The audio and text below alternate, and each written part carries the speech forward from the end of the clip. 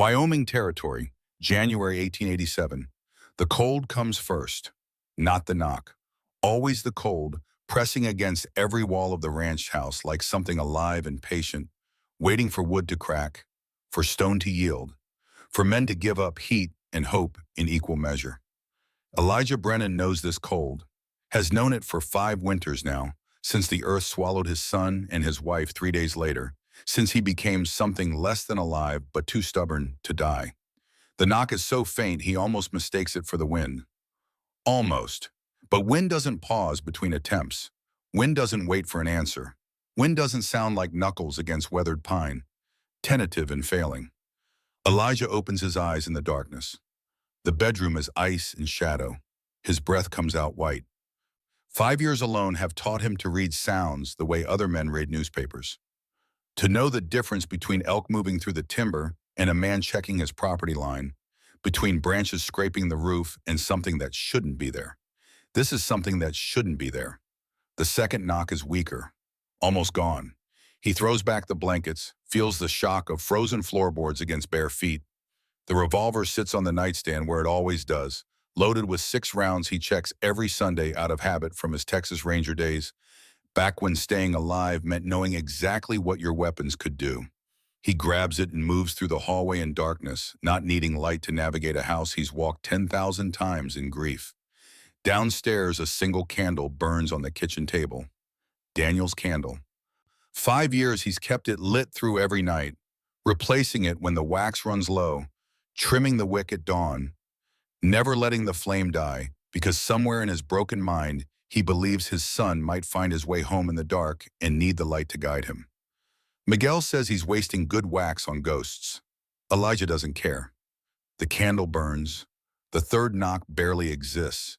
A whisper of sound that might be hope dying. Elijah reaches the door and pulls it open. The cold hits him like a fist. 20 below, maybe worse. The kind of cold that kills cattle where they stand, that turns spit to ice before it hits the ground, that makes a man's lungs burn just breathing. Then he sees her, a child, 10 years old if he had to guess. But starvation makes age hard to read. She wears a coat 3 sizes too large, torn at both sleeves. Her feet are bare against the snow-covered porch, blue and white, the color of things that don't come back. She looks up at him with eyes that have stopped expecting kindness from the world, from men, from God. Please, the word comes out as frost and prayer. Then her legs give out. Elijah catches her before she hits the ground. His arms remember something his heart has tried to forget for 5 years. The weight of a child, the way they fold into you when they can't stand anymore. She weighs nothing. Through the coat he feels ribs, sharp shoulder blades, the architecture of someone who's been hungry longer than she's been safe. Miguel! His voice cracks through the silent house like a whip. Miguel, get down here now! He carries her inside, kicks the door shut against the killing cold. The candle flickers, but holds. In its light he can see more. Bruises on her wrists, yellowing like old paper, fresh ones purpling her neck. The kind of marks that come from hands, from fingers, from violence that doesn't care about Caesar age or mercy. The girl's eyes fly open. She sees his face, sees his arms around her. Her whole body goes rigid with terror, so pure it makes him want to break something. Easy now. He sets her down on the floor near the stove, where warmth still radiates from banked coals. Ain't gonna hurt you, she scrambles backward until she hits the wall. Her breathing comes too fast, too shallow. Panic breathing, the kind that precedes screaming or fainting or both. Don't, the word tears out of her. Please don't. Don't what? She doesn't answer, just watches his hands, every finger, every movement, calculating what he could do to her from where he stands.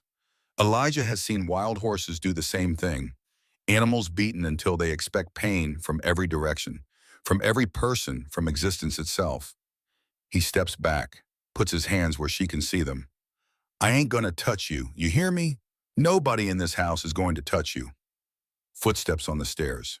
Miguel appears, pulling suspenders over his undershirt, gray hair standing wild from sleep. He's 63 years old and has worked for the Brennan family since before Elijah was born. Taught Elijah to ride. Was there when Daniel died and Elijah stopped being a man and became whatever hollow thing he is now. Miguel stops when he sees the girl.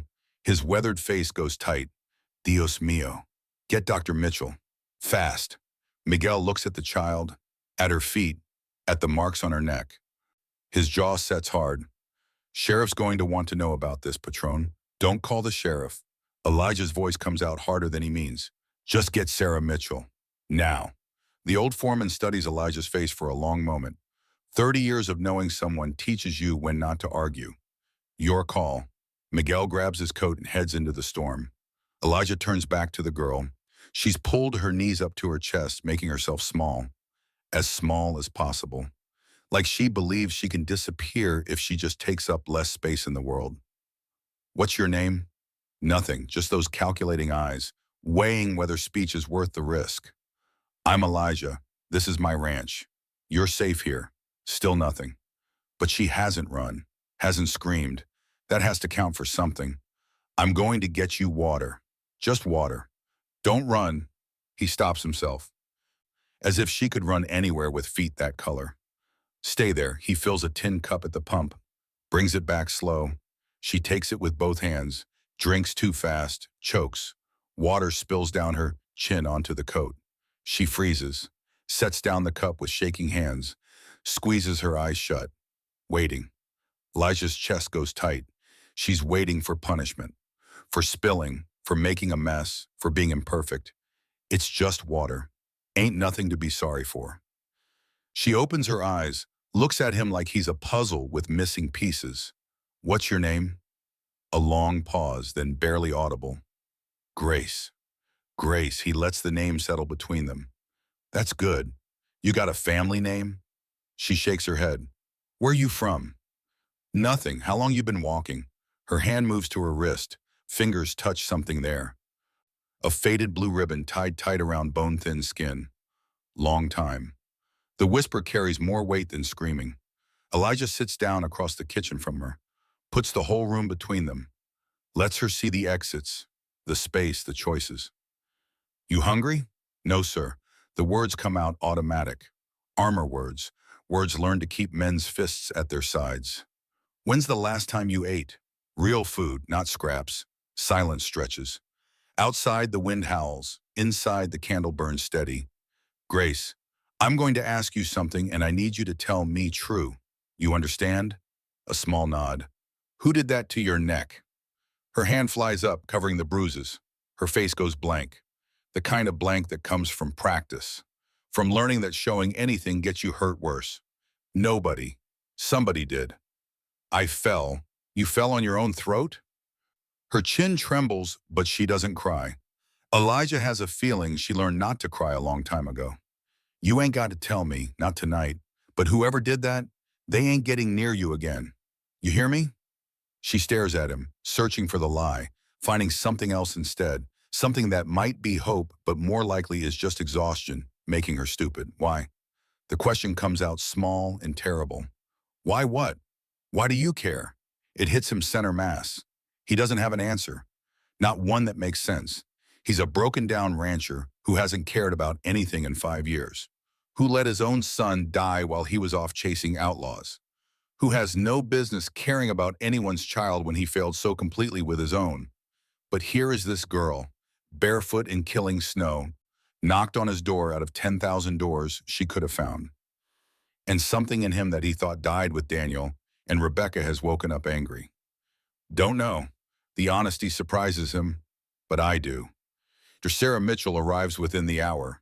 Her medical bag precedes her through the door, followed by a woman who stopped caring what men thought about her competence 2 decades ago.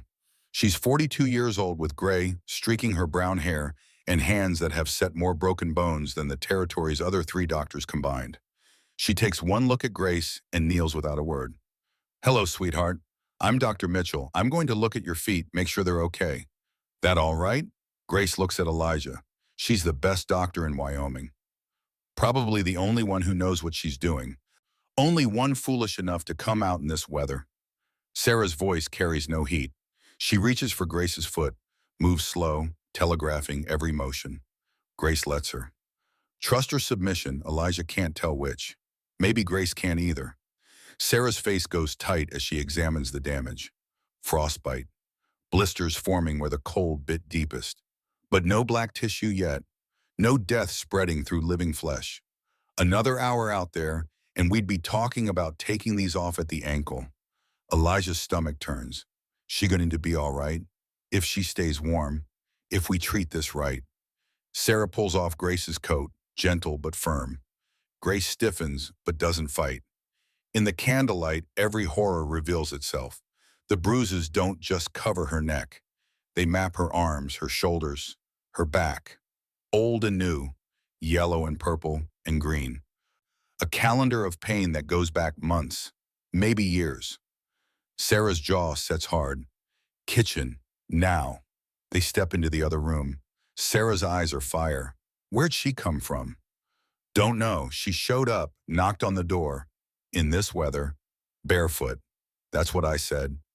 Sarah glances back at Grace, who watches them with those eyes that calculate everything. Those marks aren't from falling, Elijah, I know. Someone's been beating that child, regularly, for a long time, I know. You know who? Working on it? You going to find out? Yes, Sarah studies him. 15 years of knowing someone teaches you when they're lying and when they're not. I should report this. Sheriff ought to know. Sheriff's going to ask where she came from. Then he's going to send her back. Maybe she's got family. Family don't do that to a child. The law says, the law put her wherever she came from. The law lets someone beat her until she had to walk God knows how many miles in January to get away. Elijah's voice drops. You really think the law is going to help her now? Sarah is quiet for a long moment. Then she sighs. 2 days. I can give you 2 days before I have to say anything. After that, I've got obligations. 2 days. Figure out where she came from, Elijah. Figure out why she's running. His turn to be quiet. Because taking in a stray child isn't like taking in a stray horse. You can't just feed her and let her go. I ain't letting her go. Not back to whoever did that. Sarah finishes treating Grace's feet, wraps them in clean bandages, gives Elijah instructions on keeping them warm, warns about infection, about fever, about all the ways a child can die even after you think you've saved them. She needs food, real food, not whatever whiskey and regret you've been living on. Can you manage that? I'll manage. Sarah touches his arm. Don't make me regret this. After she leaves, after Miguel returns and takes up his post by the fire like a silent guardian, Elijah finds himself alone with Grace again. She hasn't moved from her spot by the stove, still wrapped in blankets, still watching him like she expects the world to end any second, because in her experience, it usually does. You need sleep. Got a room upstairs. Bed's warm. Grace's eyes go wide with something that might be fear or might be memory or might be both. Where do you sleep? Down the hall. How far? 30 feet. Maybe. You going to lock the door? No, why not? Because you ain't a prisoner. She looks at him like he's speaking a language she used to know but forgot. Mister. Just Elijah. Elijah. She tests the word like it might break. Can you keep the candle burning? The one downstairs? His throat goes tight. Daniel's candle. The vigil he's kept for 5 years for a ghost who can't see it. Yeah, I'll keep it burning. All night? All night. Something in her face eases. Not much, but enough. He shows her upstairs, points out the bathroom, the bedroom. She stands in the doorway like crossing the threshold will trigger something terrible. What's wrong? Grace is looking at the bed, the window, the closet. Calculating distances, escape routes, ways to survive when surviving is the only option left. Nothing. She steps inside. Elijah goes back downstairs, sits at the kitchen table. The candle burns steady in front of him. He kept it lit for Daniel. Every night for 5 years, a vigil for a son he failed, a promise to a ghost who can't hear it. Now a living girl is upstairs asking him for the same light. He puts his head in his hands. Outside, the Wyoming winter howls against the walls. Inside, the candle keeps burning. And Elijah Brennan, for the first time in 5 years, feels something besides empty. By morning, Grace has checked every window in the house. Twice. Elijah pretends not to notice. He sits in the kitchen with coffee going cold in his hands, listening to the floorboards creak upstairs as she moves from room to room, checking locks, testing windows, mapping escape routes. Smart kid. Survival instincts, the kind you only get from needing them. She appears at the bottom of the stairs, still wearing that oversized coat over the nightgown Miguel found somewhere in the attic. Her bandaged feet make soft sounds on the wood. Morning, she freezes, hand on the railing. Morning, sir. Just Elijah. You hungry? No, sir. When's the last time you ate, Grace? Real food? She doesn't answer, but her eyes go to the stove. To the pot of oatmeal Miguel left warming there. To food that exists and isn't being guarded. Sit. Eat. She approaches the table like it might be a trap. Sits in the chair farthest from him. Pulls the bowl close. Then she eats. Fast. Too fast. Cramming oatmeal into her mouth like someone might take it away. Like she's learned that food is never guaranteed. That breakfast doesn't promise lunch. That everything can vanish. Elijah's jaw tightens. He's seen starving cattle eat slower. She finishes the bowl in under a minute. Sits back, eyes wide. Stomach probably cramping from eating too fast after too long without. But she doesn't complain. Just goes still, waiting for whatever comes next. You can have more. I'm good. There's plenty. I said I'm good. The defiance surprises him. First time she's pushed back. First time she's sounded like something other than a beaten animal. All right, your call. Miguel comes in from outside, stomping snow off his boots. He carries a bundle wrapped in brown paper. Got clothes from town. Mrs. Porter at the general store said, take what fits, pay later. Grace stares at the bundle. What do I owe? Miguel blinks. What? For the clothes, how much? Nothing, they're given. Nothing's free. The way she says it, flat, factual, like a law of nature, makes Elijah's chest hurt. 10 years old and she already knows the world keeps ledgers. Knows every debt comes due. Knows kindness is just cruelty waiting to show its face. These are from Mrs. Porter. She's got a good heart. Miguel's voice is gentle. Grace looks at Elijah for confirmation. He nods. She takes the bundle. Holds it close. Thank you. Just Miguel, Nina. Don't need the thanks. She nods. But Elijah knows she'll keep saying it anyway. Gratitude is armor, same as sir. Words that keep grown folks from getting angry. After she goes upstairs to change, Miguel jerks his head toward the door. Elijah follows him outside. The morning is gray and heavy, snow everywhere, sky like old iron. Talk to some folks in town, careful like, not asking direct. Miguel's voice drops. Orphan train came through Cheyenne 2 months back, dropped about 15 children. Most got taken by families around here. Elijah's gut tightens. Taken. You know how it works, Patron. Folks come pick out the ones that look strong enough to work. Call it adoption. Ain't it adoption? No, sir, it ain't. Who took her? Miguel is quiet a moment. Then he says the name that changes everything. Victor Ashford. The words land like a blow. Victor Ashford. Biggest ranch in the territory, richest man in 3 counties. Sits on the town council, donates to the church, shakes hands with the governor. Respectable, powerful, untouchable, and something else. Something everyone knows but nobody says. The way his eyes follow women, follow children, follow anything smaller and weaker than himself. You sure? Sure as I can be without asking him direct. Ashford took 2 girls from that train. One died last month. Fever, they said. Grace's sister. Faith. Miguel nods. Other one ran. Looks like we found her. Elijah stares out at the white fields, the mountains beyond. 60 miles from Cheyenne in January. Barefoot. She walks 60 miles to get away from him. Miguel's voice is quiet. Looks like. He's going to come looking. Probably already is. Elijah's hands curl into fists. He ain't taking her back. Patron. He ain't taking her, Miguel. Not while I'm breathing. The old foreman studies him. Studies this man he's known for 40 years, who's been dead inside for fun, who suddenly has something to live for again. This going to get ugly, you know that. Ashford's got friends, sheriff, judge. Half the territory owes him money or favors. I know. So what you gonna do? Elijah doesn't have an answer yet, but he knows one thing with absolute certainty. Grace knocked on his door. Out of all the doors in Wyoming, she knocked on his. And he's not going to be the man who turns her away. Not this time. Not again. Whatever I have to. Miguel nods slowly, doesn't argue, just looks back at the house, at the window where a small face has appeared, watching them. That little girl is already planning her escape. Saw her testing windows this morning. I know. She don't trust you yet. I know that too. So how you going to make her stay?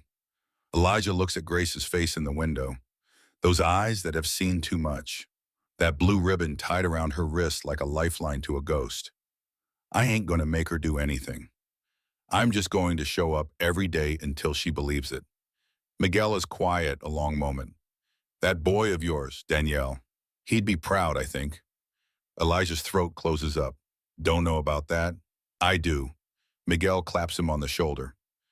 Now come inside before we both freeze. That girl's going to need feeding again soon, and you can't cook worth a damn. That night, Elijah finds Grace at the kitchen table, staring at the candle. He sits down across from her. Their usual places, though they've only been doing this 2 days. Can't sleep? No, sir. Just Elijah. She doesn't answer, just keeps looking at the flame like it holds answers to questions she hasn't learned to ask yet. You keep that burning all night. Not a question. An observation. Yeah. Why? Elijah looks at the candle, at the way light pushes back darkness, but only so far. Only as far as wax and wick allow, my boy. Daniel, he was afraid of the dark. After he died, I started keeping it lit. In case?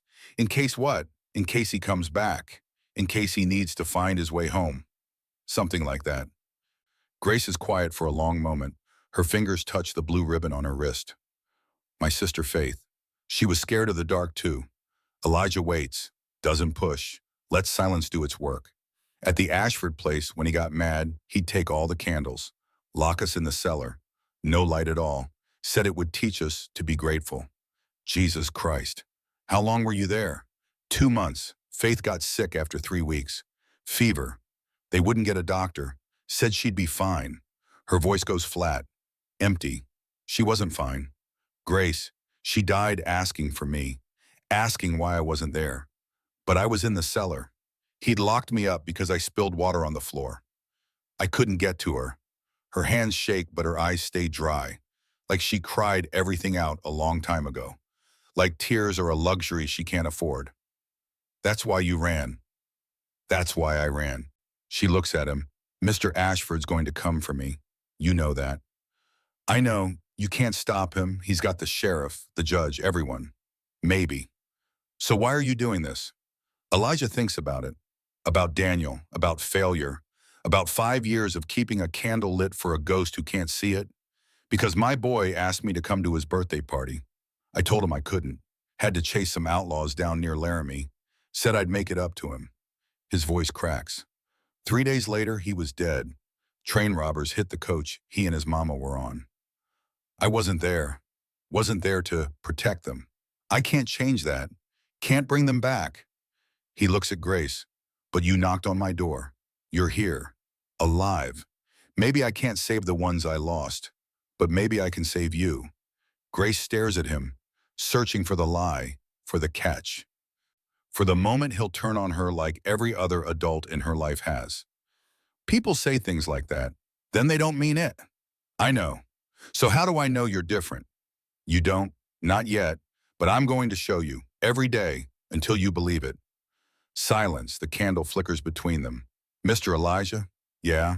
Can I have a candle for my room? In case the dark gets bad. Something cracks open in his chest. Something he thought was sealed forever. Yeah, you can have one. He finds a candle, gives it to her, watches her hold it like something precious. Like hope made solid. Go on to bed. I'll keep this one burning down here. Yours upstairs. 2 lights in the dark. Grace stands, hesitates. Thank you for not sending me back. Not yet. Ain't no yet about it. You're staying long as you want. She goes upstairs. Elijah sits alone in the kitchen, watching the candle burn. For 5 years, he kept this light going for the dead. Now a living girl has asked him for the same thing. Maybe that means something, maybe it's just coincidence. But either way, Elijah Brennan is done being the man who wasn't there. Tomorrow, Ashford will probably come looking. Tomorrow, there'll be hell to pay. But tonight, two candles burn in the darkness. One for the dead, one for the living. And that has to be enough. Ashford comes on the third day. Elijah hears the horses before he sees them. Four riders moving fast up the road toward his ranch, their mounts cutting through snow that would stop lesser animals. He sets down his coffee, reaches for the rifle by the door. Miguel, the old foreman, is already moving. I see them, Patron. Get Grace upstairs. Keep her there. Miguel crosses to the stairs where Grace has frozen, her face draining white. It's him. He found me. Upstairs. Elijah's voice is calm, but his eyes aren't. Stay in your room, lock the door. Don't come out until I tell you. Grace doesn't move. Her whole body shakes. Grace, Elijah crosses to her, kneels so they're eye to eye. Look at me, you hear me? She nods, small and terrified. Nobody's taking you out of this house. Not today, not ever, you understand? You can't stop him. He owns everyone. He don't own me. Elijah puts his hand on her shoulder, gentle. Now go. Let me handle this. Miguel takes her arm, guides her upstairs. Elijah waits until he hears the door close, the lock click. Then he steps onto the porch. Victor Ashford sits tall on a black horse, expensive coat with silver buttons catching the weak winter sun. He's 50 years old, gray at the temples with the kind of face that smiles easy and means nothing by it. Behind him ride three men, ranch hands by the look of them, armed. Brennan, Ashford tips his hat, friendly as Sunday church. Been a while. Cold morning for a visit. I know, but I've got a problem I'm hoping you can help with. That's so? Lost some property a few days back. Little girl I took in from the orphan train. Charity case, you understand. Trying to give her a good home. Ashford's smile doesn't reach his eyes. Word around town is she might have ended up this way. Elijah leans against the porch rail. The rifle stays in his hands. Lot of territory between here and Cheyenne. She could be anywhere. Could be. But Mrs. Porter at the general store says your man Miguel came in yesterday. Bought clothes, little girl's clothes. Ashford's smile widens. Now, I'm not accusing you of anything, Elijah. I'm sure there's a reasonable explanation. There is. Bought clothes for a stray dog. One of Ashford's men snorts. Ashford silences him with a look. Let's not do this dance. The girl belongs to me. I've got papers. Legal adoption. Signed and witnessed. She's my ward until she turns 18. He spreads his hands like a reasonable man making a reasonable request. I'm just trying to bring her home. Elijah thinks about the bruises on Grace's neck, the way she flinched from touch. The sister who died of fever in Ashford's care. Ain't seen any girl. Then you won't mind if we search the property. I mind. Ashford's smile fades just a little. Just enough. Brennan, I'm trying to be civil here. That child is my legal responsibility. If you're harboring her, that's kidnapping. You want Sheriff Crawford involved in this? Sheriff can come whenever he likes. And Judge Peters. You want to explain to a judge why you're keeping another man's property? Property? He called her property. Elijah's grip tightens on the rifle. Get off my land, Ashford, now. The air goes cold, colder than the weather. Ashford's men shift in their saddles, hands moving toward their guns. Ashford raises a hand, stopping them. All right, Brennan. We'll do this the other way. He turns his horse, starts to ride off, then stops. Looks back. You know what I think? I think that girl told you some stories. Wild stories, the kind scared children make up when they don't want to go home. Elijah says nothing. I think you believe them because you're a man who lost his own child and you're looking for something to fill that hole. Ashford's voice goes gentle, almost kind. But Elijah, she's not your daughter. She's not Rebecca. And whatever she told you about me, it ain't true. Daniel, the correction comes out before Elijah can stop it. His name was Daniel, not Rebecca. Ashford shrugs like the mistake doesn't matter. Like a dead child's name is just another detail he can't be bothered to remember. He rides away. The three men follow. When they're out of sight, Elijah goes back inside. Miguel is at the top of the stairs. She heard everything. Wouldn't stay in her room. Grace stands behind him, face streaked with tears. He's going to come back. With the sheriff. With everyone. And they're going to take me. No, you can't stop them. Her voice breaks. He killed Faith. He didn't touch her. He just let her die. Wouldn't get a doctor. Kept her locked up until the fever took her. And nobody cared. Nobody asked questions because he's Ashford and everyone's afraid of him. She's shaking so hard her teeth chatter. If I go back, he'll kill me too. Maybe not fast, maybe slow, but he'll do it. And nobody will stop him. Elijah crosses to her, kneels down. Listen to me. You listening? She nods. I was a Texas Ranger for 15 years, faced outlaws, killers, men who'd shoot their own mothers for $1. Not one of them scared me. He takes her hands, small and cold in his rough ones. Ashford don't scare me either. I don't care how much money he's got. I don't care who he owns. He wants you. He's going to have to go through me. Why? The whisper carries the weight of every betrayal she's ever known. Why do you care so much? Because I failed someone once, someone who needed me. I've spent 5 years trying to figure out how to live with that. His voice cracks. Maybe I can't fix what I broke, but I can fix this. I can keep you safe. And I'm going to. You hear me? I'm going to. Grace stares at him. Then slowly she leans forward, puts her arms around his neck. It's the first time she's hugged him. First time she's touched anyone by choice in God knows how long. Elijah holds her, feels her tears soak into his shirt, feels her small body shake with sobs she's been holding back for months. I got you.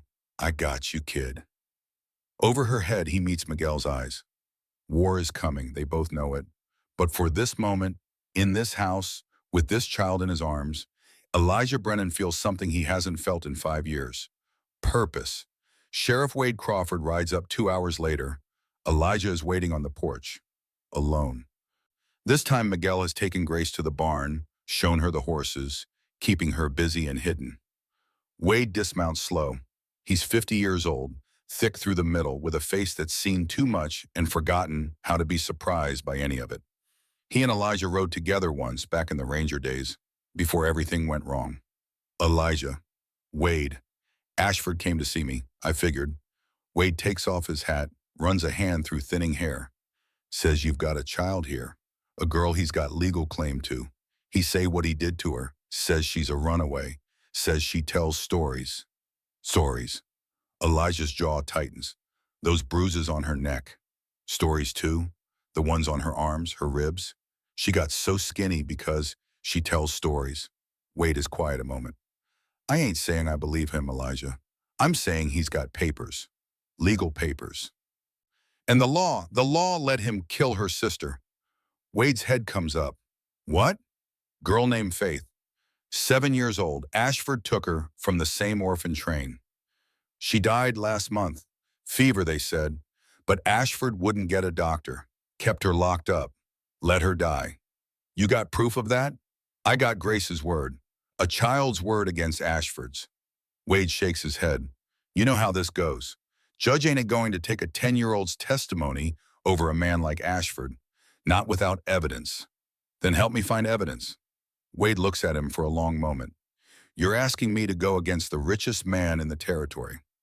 Man who pays half my salary through his taxes. Man who's got the judge and the mayor and half the town council in his pocket. I'm asking you to do your job. My job is to enforce the law. And the law says that girl belongs to Ashford until someone proves otherwise. Elijah steps forward. Wade, look at me. Wade meets his eyes. You remember that raid in '79? Down near the border? When those rustlers had us pinned down and you took a bullet in the shoulder? I remember. Who carried you 3 miles to safety? You did. And when your wife was dying of consumption, who sat with you through every night of it? Who helped you bury her? Wade's jaw works. You know the answer. Then you know I wouldn't ask this if it wasn't right. That girl in there, she walked 60 miles barefoot in January to get away from Ashford. 60 miles, Wade. She almost died. You think she did that because she tells stories?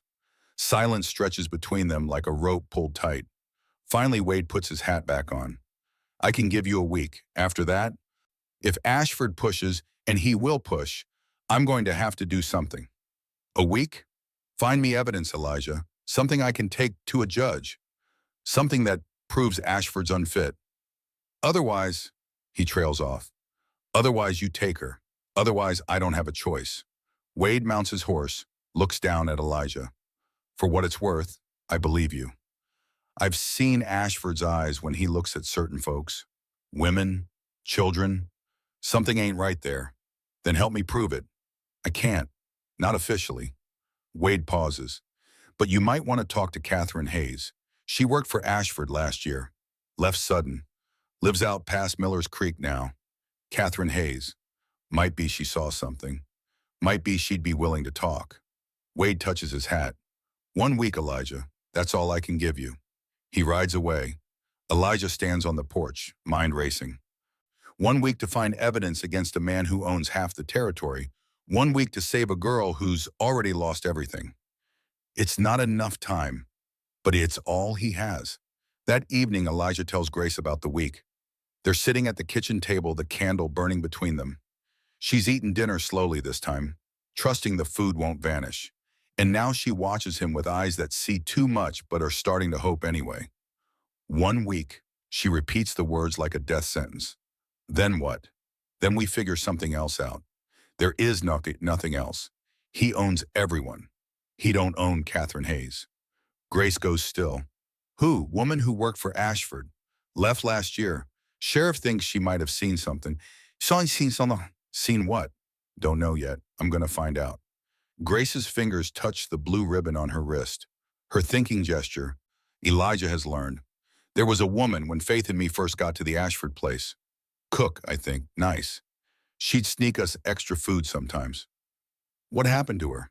She left. One day she was there. Next day she wasn't. Mr. Ashford said she'd found another job. But Grace hesitates. But her things were still there. Her coat, her shoes, everything. If she got another job, why'd she leave everything behind? Elijah's gut tightens. You remember her name? Emma, maybe, or Ellen. She shakes her head. Something with an E. Catherine Hayes' first name is Catherine. Grace looks up sharply. You think it's her? I think I'm going to find out. He rides out at dawn. Miller's Creek is 8 miles east through territory that's all snow and silence this time of year. Elijah pushes his horse hard, mind churning through possibilities. If Catherine Hayes saw something at Ashford's place, really saw something, it could change everything, could give Wade the evidence he needs, could keep Grace safe. But if Ashford found out what she saw, what she might say, then why is she still alive? The question follows him through the snow. He finds the Hayes place around noon. Small cabin, smoke rising from the chimney, a woman's shape in the window watching him approach. He dismounts, hands visible and non-threatening. The door opens a crack. Mrs. Hayes? Who's asking? Elijah Brennan. I own a ranch west of Red Creek. I need to talk to you about Victor Ashford. The door slams shut. Elijah waits. Doesn't move. Doesn't push. After a long moment, the door opens again, wider this time. Catherine Hayes is 40 years old, thin, with haunted eyes that remind Elijah too much of Grace's. You one of his men? No, ma'am. I'm the man who's trying to stop him. She studies him. Whatever she sees in his face must be enough. Come in, before someone sees you. The cabin is small but clean. Catherine pours coffee, sets it in front of him. Her hands shake. You said you want to stop Ashford. I do. Why, Elijah tells her. About Grace, about the bruises. About Faith dying of fever that shouldn't have been fatal. About Ashford coming to his ranch, calling a child his property. Catherine listens. Her face goes paler with every word. When he finishes, she's silent for a long time. I worked for him 8 months. Cook, like your girl said. At first it seemed like a good position. Pay was decent, work wasn't too hard. What changed? Catherine's hands tighten around her coffee cup. He started coming to the kitchen at night, late, after everyone else was asleep. Said he wanted a snack. But the way he looked at me, she shudders. I started locking my door, started keeping a knife under my pillow. Did he ever? No, but those girls, the ones from the orphan train, her voice cracks. I heard things at night, coming from the cellar, crying, screaming sometimes. He'd go down there after dinner, stay for hours. Elijah's stomach turns, and you didn't say anything. Catherine's eyes flash. Who was I going to tell? Sheriff? Judge? They eat at his table, drink his whiskey. You think they'd believe a cook over the richest man in Wyoming? She has a point. What about the girl who died? Faith, I was gone before that happened, but I knew it was coming. Catherine's voice drops. That child was skin and bones when I left. Ashford barely fed them, said it kept them grateful, kept them obedient. Why'd you leave?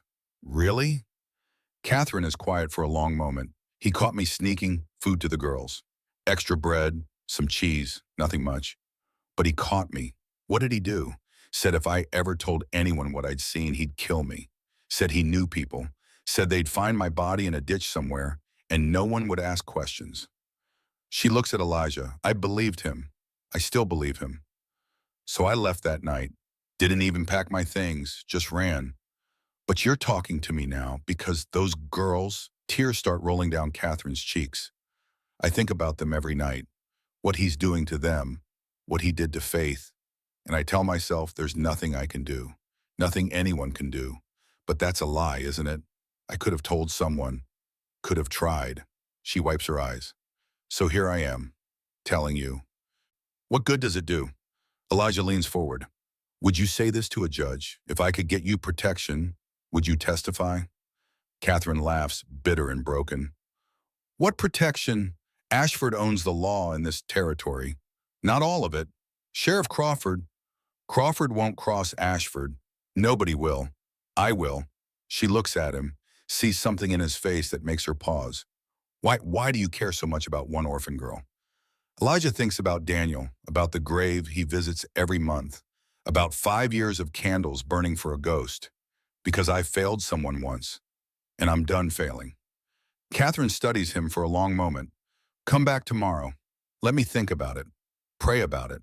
If I decide to testify, I'll need guarantees. Protection, somewhere to go after. Because Ashford will come for me, Mr. Brennan. Make no mistake about that. I'll protect you. Same as the girl. You think you can take on Ashford and his men and the whole damn system? Elijah stands, finishes his coffee. I reckon we'll find out. But as he rides back through the snow, a new thought takes root. Catherine said something that stuck. About Ashford, about the way he was. Back at the ranch, Miguel is waiting at the barn. His face is grim. What is it? Ashford was here while you were gone. Elijah's blood goes cold. Grace, she's fine. He didn't get near her, but he left a message. What message? Miguel hands him a piece of paper. Fancy stationery, Ashford's seal at the top. Elijah reads it. 3 days, Brennan. Hand over what's mine or I burn everything you have to the ground. Your ranch, your cattle, your reputation, everything. Elijah crumples the paper. Where's Grace? Kitchen with Dr. Mitchell. Sarah came by to check on her feet. Elijah strides toward the house, finds Grace at the table, Sarah rewrapping her bandages. The girl's eyes are red from crying. He was here. Grace's voice is flat, dead. I saw him from the window. He looked right at me. He smiled. Elijah kneels beside her. He's not going to hurt you. You don't know that. I know I'm not going to let him. How? Grace pulls her hands away. How are you going to stop him? He's got money. He's got men. He's got everyone. And you're just one person. One person against all of them. Then I'll be one person against all of them. You'll die, maybe. And then what happens to me? The question hangs in the air like smoke. Sarah finishes with the bandages, stands up. Elijah, outside. Now. They step onto the porch. The sun is almost gone, the sky bleeding red and purple. Ashford came while you were gone, had 4 men with him. They rode around the property, looking, measuring, like they were planning something. He's going to move soon. Tonight, maybe tomorrow. Sarah's voice drops. You need help, Elijah. Real help. Not just Miguel and a rifle. Who's going to help me against Ashford? Reverend Sterling's got influence. People respect him. And there are folks in town who don't like Ashford. They're just scared to say it. Scared don't do me any good. Maybe not, but desperate might. Sarah looks at him. That woman at Miller's Creek, she talked to you? She might testify. Needs protection first. Get Sterling involved. If the church backs her, Ashford can't touch her without touching the whole congregation. Sarah squeezes his arm. You're not alone in this. You just have to let people help. After she leaves, Elijah stands on the porch watching darkness settle over his land. 3 days, Ashford had said. 3 days to find evidence? 3 days to get protection for Catherine Hayes? 3 days to figure out how to fight a man who owns half the territory. Not enough time, but it's all he has. He goes inside, finds Grace still at the table, staring at the candle. I found someone who might be able to help. Grace looks up. Who? Woman named Catherine Hayes. She worked for Ashford. She saw things, bad things. Will she talk? If I can protect her, can you? Elijah sits down across from Grace. The candle flickers between them. I'm going to try. Grace's fingers touch the blue ribbon. That thinking gesture again. Faith would like you. Her voice is soft, distant. She always wanted someone to fight for us. Someone who wouldn't give up. What about you? What do you want? Grace is quiet for a long moment. I want to stop being scared. I want to wake up in the morning and not wonder if today's the day everything falls apart. I want to be a kid. Just a kid. Like I was supposed to be. Elijah's throat goes tight. That's what I want for you too. Then don't die. Her voice cracks. Promise me you won't die. I can't promise that. Then promise you'll try. Promise you'll fight. Promise you won't just give up like everyone else. Elijah reaches across the table, takes her hand. I promise. Every time they come, I fight. Every time they try to buy you, I stand in the way. Until they kill me or I figure out how to win. Grace holds his gaze, looking for the lie, not finding one. Okay. The whisper carries weight. Okay. Outside, the wind picks up. A storm is coming. Elijah can feel it in his bones, in the way the air tastes, in the silence between gusts. But tonight, the candle burns steady. Tonight, they're still safe. Tomorrow will take care of itself. The storm hits before dawn. Elijah wakes to wind tearing at the walls, snow hammering every window. He lies still, listening for what woke him. Footsteps downstairs. He grabs his revolver, moves silent through the dark hallway. At the top of the stairs, he stops. Listens. Someone in the kitchen. Elijah descends slow, weapon raised. 1 step, 2, 3. He comes around the corner fast, revolver leveled. Grace screams. She's standing at the stove, a pot of water in her hands. The pot crashes to the floor. Water spreads across the boards. Don't shoot! She throws her hands up, eyes wide with terror Elijah has never seen before. Elijah lowers the gun immediately. Christ, Grace. I couldn't sleep. I was making tea. I didn't mean to. I'm sorry. I'll clean it up. She drops to her knees, starts mopping water with her nightgown. Her hands shake so badly she can barely hold the fabric. Stop, Grace, stop. I made a mess. I'm sorry. Please don't be mad. Please, I ain't mad. I'll clean it. I'll clean everything. Just don't. Grace, he catches her hands, stills them. Look at me. She looks up, tears streaming. I ain't mad. You scared me is all. I thought Ashford's men had gotten in. You pointed a gun at me. I didn't know it was you. You could have shot me. The words hit him like a fist. She's right. In the dark, startled, he could have pulled that trigger before he recognized her. You're right, that was wrong. I'm sorry. Grace stares at him. You're apologizing to me? Why wouldn't I? Grown-ups don't apologize to children. This one does. When he's wrong. She doesn't seem to know what to do with that. Just kneels there in the puddle, shivering. Come on, get up. I'll make the tea. I can do it. I know you can. But I want to. He helps her to a chair, wraps a blanket around her shoulders. Then he puts fresh water on, finds the tea leaves Miguel keeps in the cabinet. The candle still burns on the table. Lower now, wax pooling, but still going. I had a dream. Grace's voice is quiet. About Faith. Elijah doesn't turn from the stove. Waits. She was calling for me. From somewhere dark. Asking why I didn't come, why I left her alone. It was just a dream. Was it? Her voice cracks. Because it feels real. Every night it feels real. Like she's still there. Still waiting for me to save her. Elijah pours hot water into 2 cups, brings them to the table, sits across from her. Daniel comes to me sometimes, in dreams. He's always 8 years old, always wearing that suit his mama bought him for church, and he's always asking the same thing. What? Why didn't you come, Daddy? Why weren't you there? Grace wraps her hands around the warm cup. What do you tell him? Nothing. I just stand there, can't speak, can't move, just watch him fade away. Elijah stares at his own cup. Worst part is he ain't angry, just sad, just disappointed, like he expected me to let him down.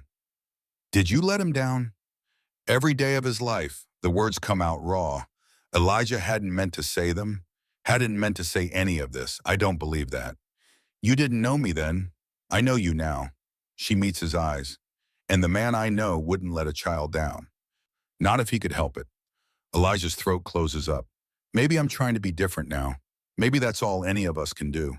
They sit in silence, drinking tea while the storm rages outside and the candle burns steady between them. By morning, the storm has buried everything. Miguel comes in stamping snow off his boots, face grim.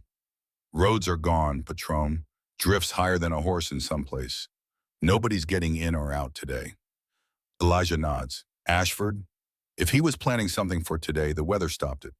But tomorrow, when this clears, I know. Grace is sitting by the fire, wrapped in blankets. She's barely spoken since their talk in the night. Just watches. Waits. I need to get to Reverend Sterling. Today, before Ashford can move. In this, Miguel gestures at the window, at the white wall of snow beyond. You'll die before you get a mile. Then I'll die trying. Patron, that girl's life depends on getting witnesses, getting protection. If I wait for clear weather, Ashford beats us to it. Miguel studies him, then sighs. I'll saddle your horse. The big bay, he's got the best legs for deep snow. I'll come with you. Grace stands up, blankets falling away. No, I can help. You can help by staying here. Staying safe. Elijah crosses to her. If something happens to me out there, Miguel will get you to the church. Reverend Sterling will protect you. And if Ashford comes while you're gone, he won't. Not in this weather. You don't know that. I know I can't take you with me. Not with those feet. Not in this cold. Grace's chin trembles. You're going to leave me, just like everyone else. I'm going to fight for you. That's different. Is it? Elijah kneels down eye to eye with her. I'm coming back. You hear me? I'm coming back. Promise. Promise. She throws her arms around him, holds tight, then lets go just as quick. Steps back, crosses her arms. Fine, go. But if you die out there, I'm going to be really mad at you. Despite everything, Elijah almost smiles. I'll keep that in mind. The ride is brutal. Snow comes up past his horse's chest in places. Wind cuts through every layer Elijah wears. Fine skin makes it burn. Twice he has to dismount, lead the bay through drifts that would swallow them both otherwise. But he keeps moving. 1 mile, 2, 3.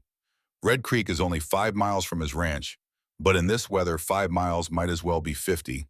By the time he sees the church steeple, his hands are numb, his face is raw, his horse is stumbling with exhaustion. Elijah ties the bay to the hitching post, staggers up the church steps, pushes through the door. Reverend Thomas Sterling looks up from his desk, startled. Elijah, good Lord, man, what are you doing out in this? Need your help, Reverend. Elijah's voice is hoarse from breathing frozen air. Need it now. Sterling is on his feet immediately, guiding Elijah to a chair by the pot-bellied stove. Sit. Warm yourself. What's happened? Elijah tells him. Everything. Grace, Ashford, the bruises, Catherine Hayes, the 3-day ultimatum. Sterling listens without interrupting. His face goes darker with every word. When Elijah finishes, the Reverend is silent for a long moment. I've had my suspicions about Ashford. The way he looks at women, at children. Something wrong in those eyes. Then help me stop him. How? Catherine Hayes will testify. But she needs protection. If the church backs her, the church is Ashford's biggest donor. Sterling's voice is bitter. Half this building was paid for with his money.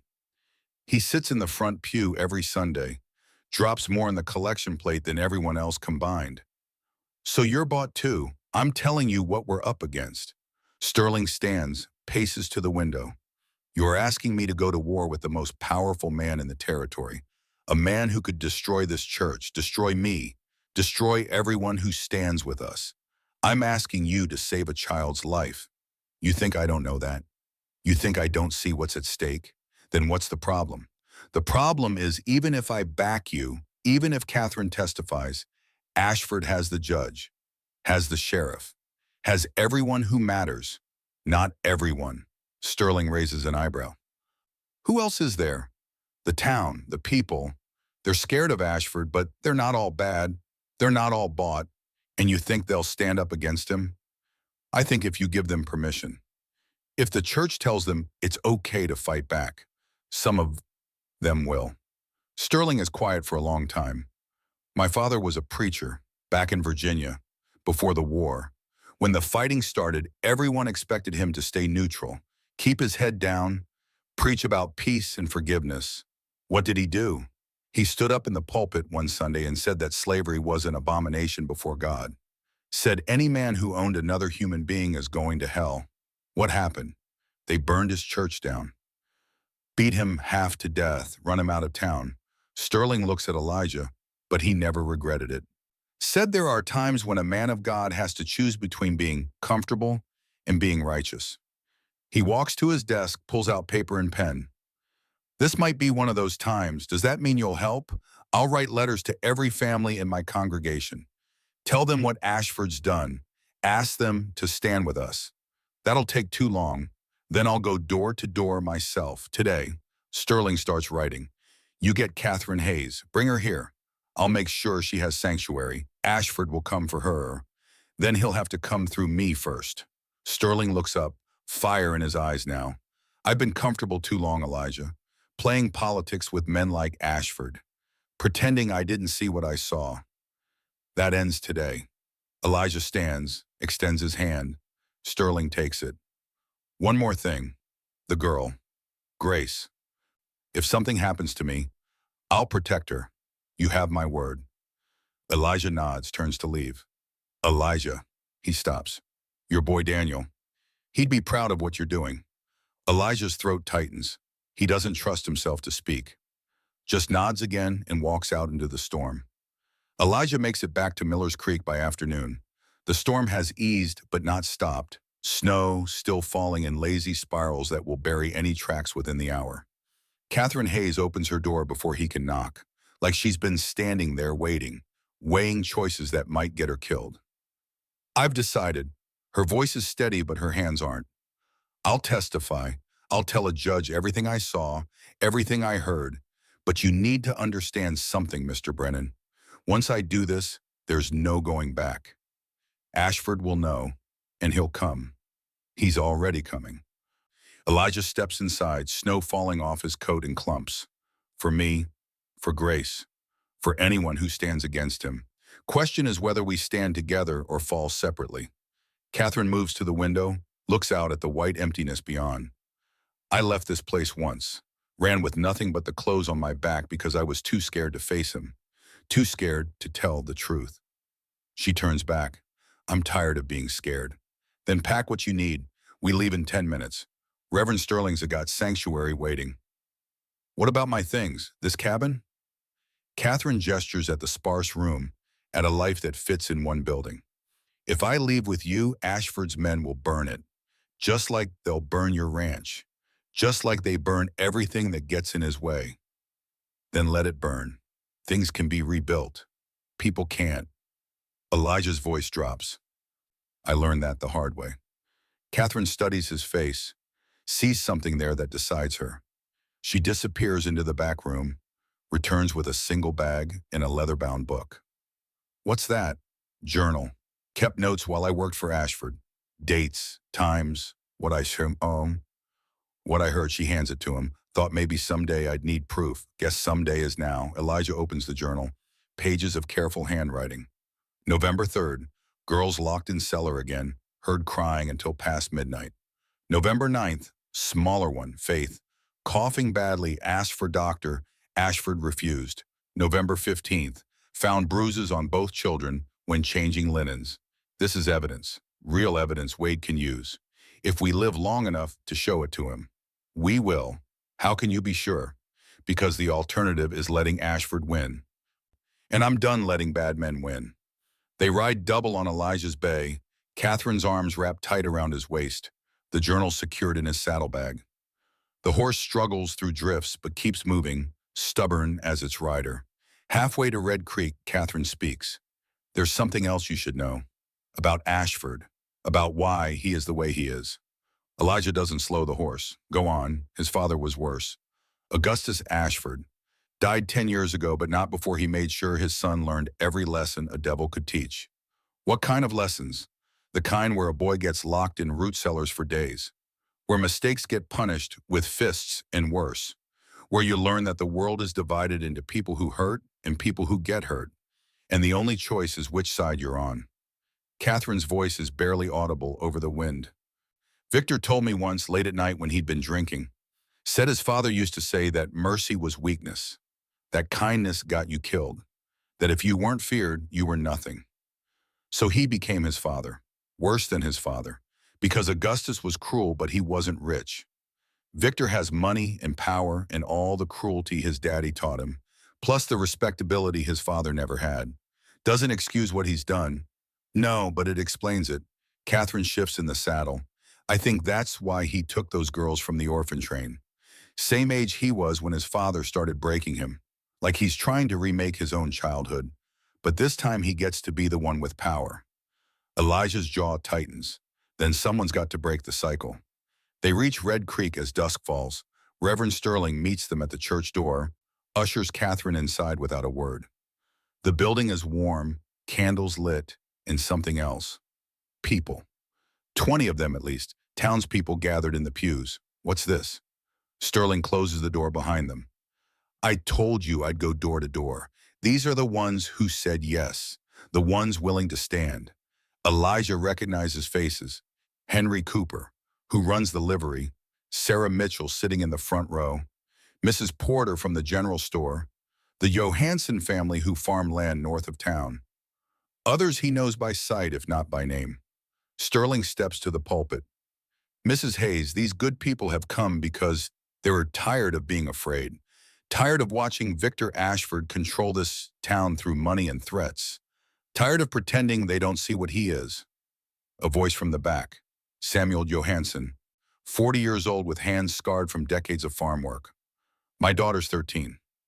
Every Sunday, Ashford sits behind us in church and I can feel his eyes on her, on all the young girls. And I tell myself it's nothing, just an old man looking. His voice breaks. But it ain't nothing, is it? Catherine steps forward. No, sir, it ain't nothing, she tells them. Everything. The cellar, the crying, the bruises, Faith dying because Ashford wouldn't spend money on a doctor. The night she ran because she knew if she stayed, she'd end up dead or worse. When she finishes, the church is silent. Then Mrs. Porter stands. I believe you. I believe every word. She looks around at the others.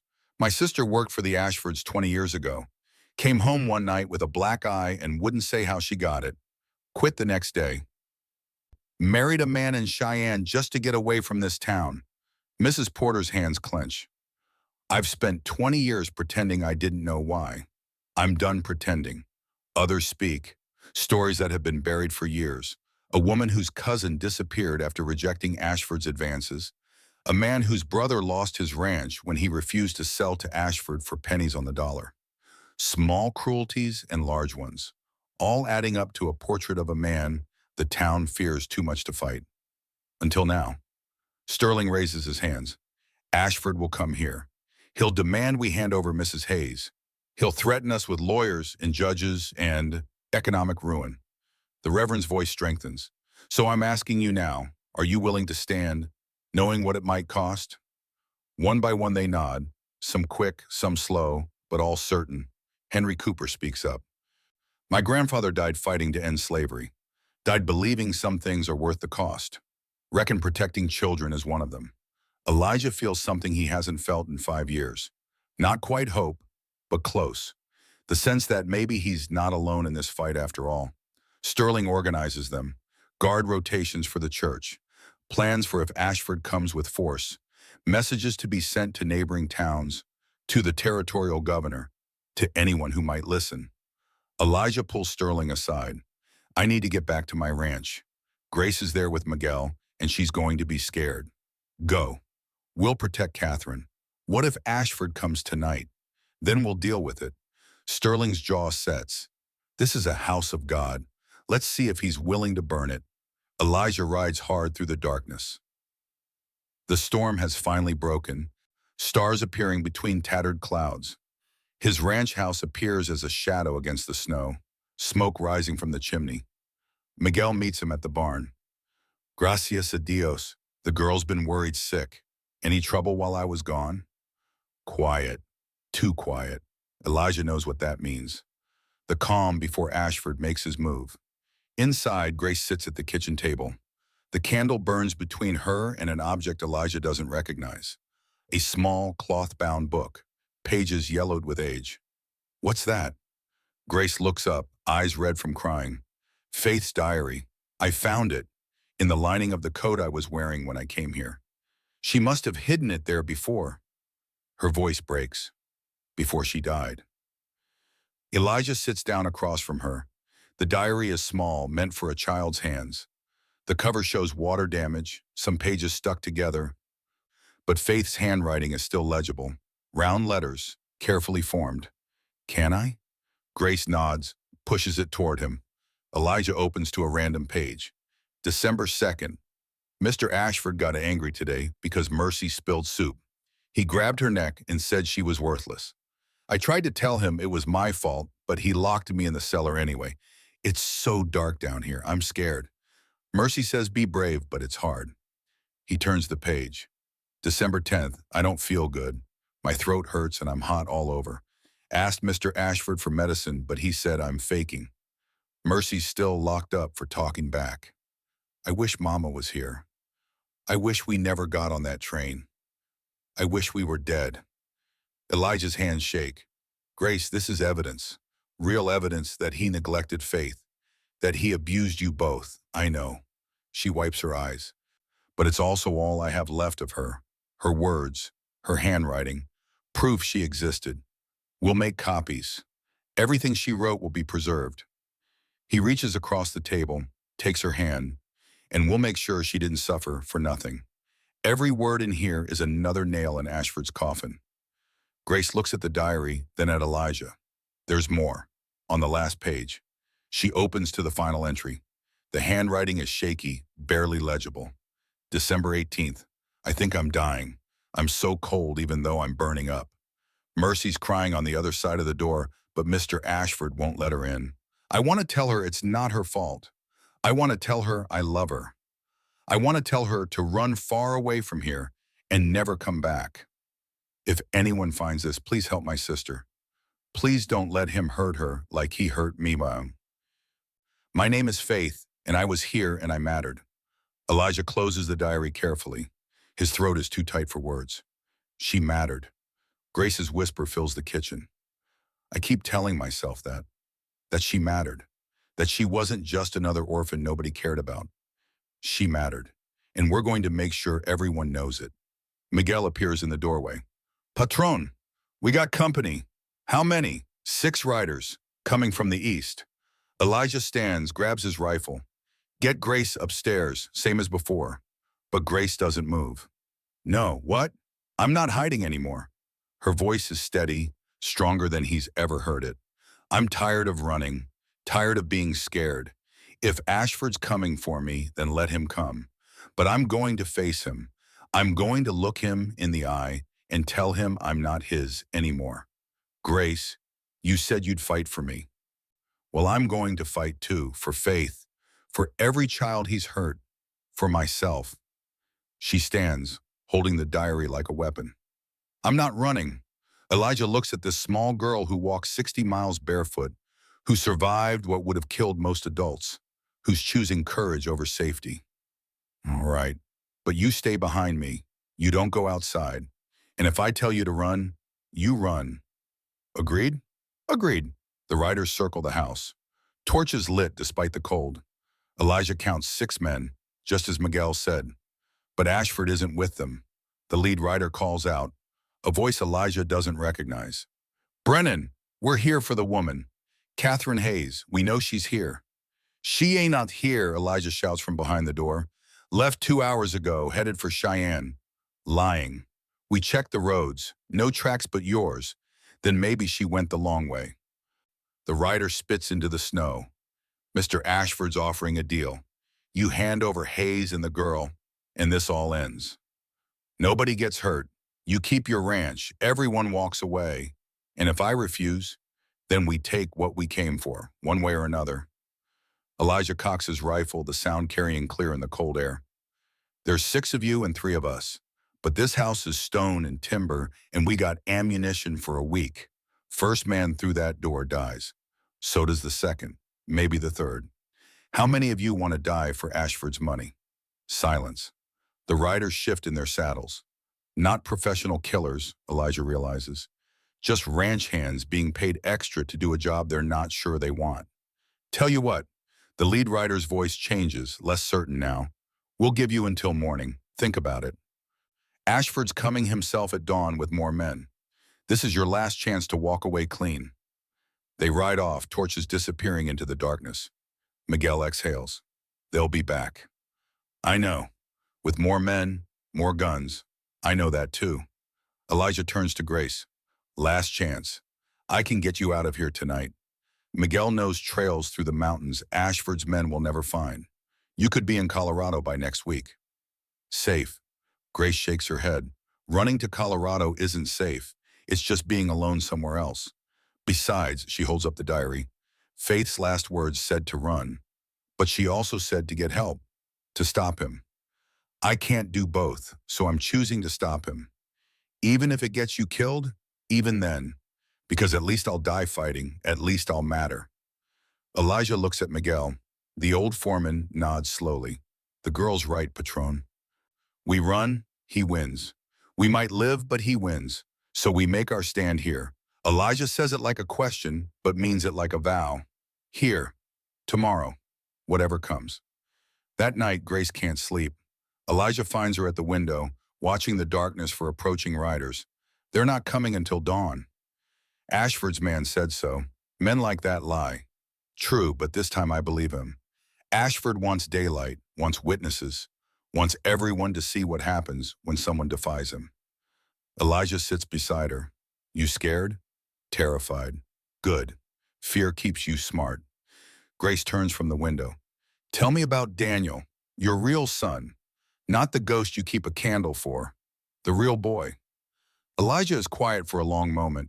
He loved horses, used to spend hours in the barn, talking to them like they understood every word. Maybe they did. Animals liked him better than most people. What else? He had his mother's laugh, this bright, clear sound that made everyone around him smile even if they didn't know why. Elijah's voice softens, and he was stubborn. Lord, was he stubborn. Once he decided on something, you couldn't change his mind with dynamite. Sounds like someone I know. Grace almost smiles. He would have liked you, would have driven you crazy asking questions, wanting to know everything about where you came from and where you were going. But he would have liked you. I wish I could have met him.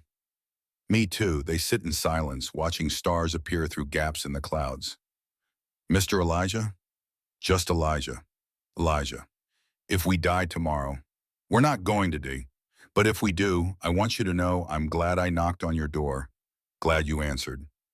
These last few days have been the first time since Faith died that I felt like a person instead of just something people use and throw away. You are a person, a strong, brave person who deserves better than what this world's given you. Elijah puts his hand on her shoulder. And we're not dying tomorrow. We're living, we're fighting, and we're winning. How can you be sure? Because the alternative is unacceptable. Dawn comes cold and clear. Elijah stands on the porch, rifle in hand, watching riders appear on the horizon. More than 6 this time. He counts 12, 15, 20. Ashford has brought an army, They spread out in a half circle around the house, blocking every exit. Ashford himself sits on his black horse in the center, expensive coat buttoned against the cold. Then someone else rides up, a woman. Elijah doesn't recognize her at first. Dark hair pulled back, expensive dress beneath a fur coat, face that might have been beautiful before grief and fear carved lines into it. She stops beside Ashford, and he looks at her with surprise that turns to anger. Eleanor, what are you doing here? Stopping you, her voice carries across the snow. For you do something even you can't come back from. Go home. Ashford's words come out clipped, controlled. This doesn't concern you. A child concerns me. Your sins concern me. Eleanor. Ashford turns her horse toward the house. Mr. Brennan, my name is Eleanor Ashford. I'm Victor's wife. I need to speak with you. It's a trap. Miguel's voice is low. She's his wife. Has to be. Maybe, or maybe she's trying to help. Elijah steps to the edge of the porch. Say what you need to say from there. Eleanor dismounts. Ashford moves to stop her, but she pushes past him. Walks through the snow toward the house, hands visible and empty. 20 feet from the porch, she stops. I know you have a girl in there. Grace, one of the orphans Victor brought home. Elijah says nothing. I know what he did to her, what he did to her sister. Eleanor's voice cracks. I know because I've lived with him for 30 years and I've seen the monster behind the smile. The man who enjoys hurting things smaller than himself. The man his father raised him to be. Victor's voice booms. Eleanor, so help me God. No. She spins to face him. No more. I've been silent for 30 years. Silent when you came home with bruises on your knuckles and lies on your lips. Silent when those girls arrived and I heard crying from the cellar. Silent when the younger one died and you buried her like she was nothing. Tears streamed down her face. I told myself I didn't know. Told myself I couldn't be sure. But I knew. I've always known. Eleanor turns back to Elijah. I can't undo what he's done. Can't bring back that little girl who died because I was too cowardly to call a doctor myself. But I can tell the truth now. I can testify to what I've seen, what I've heard.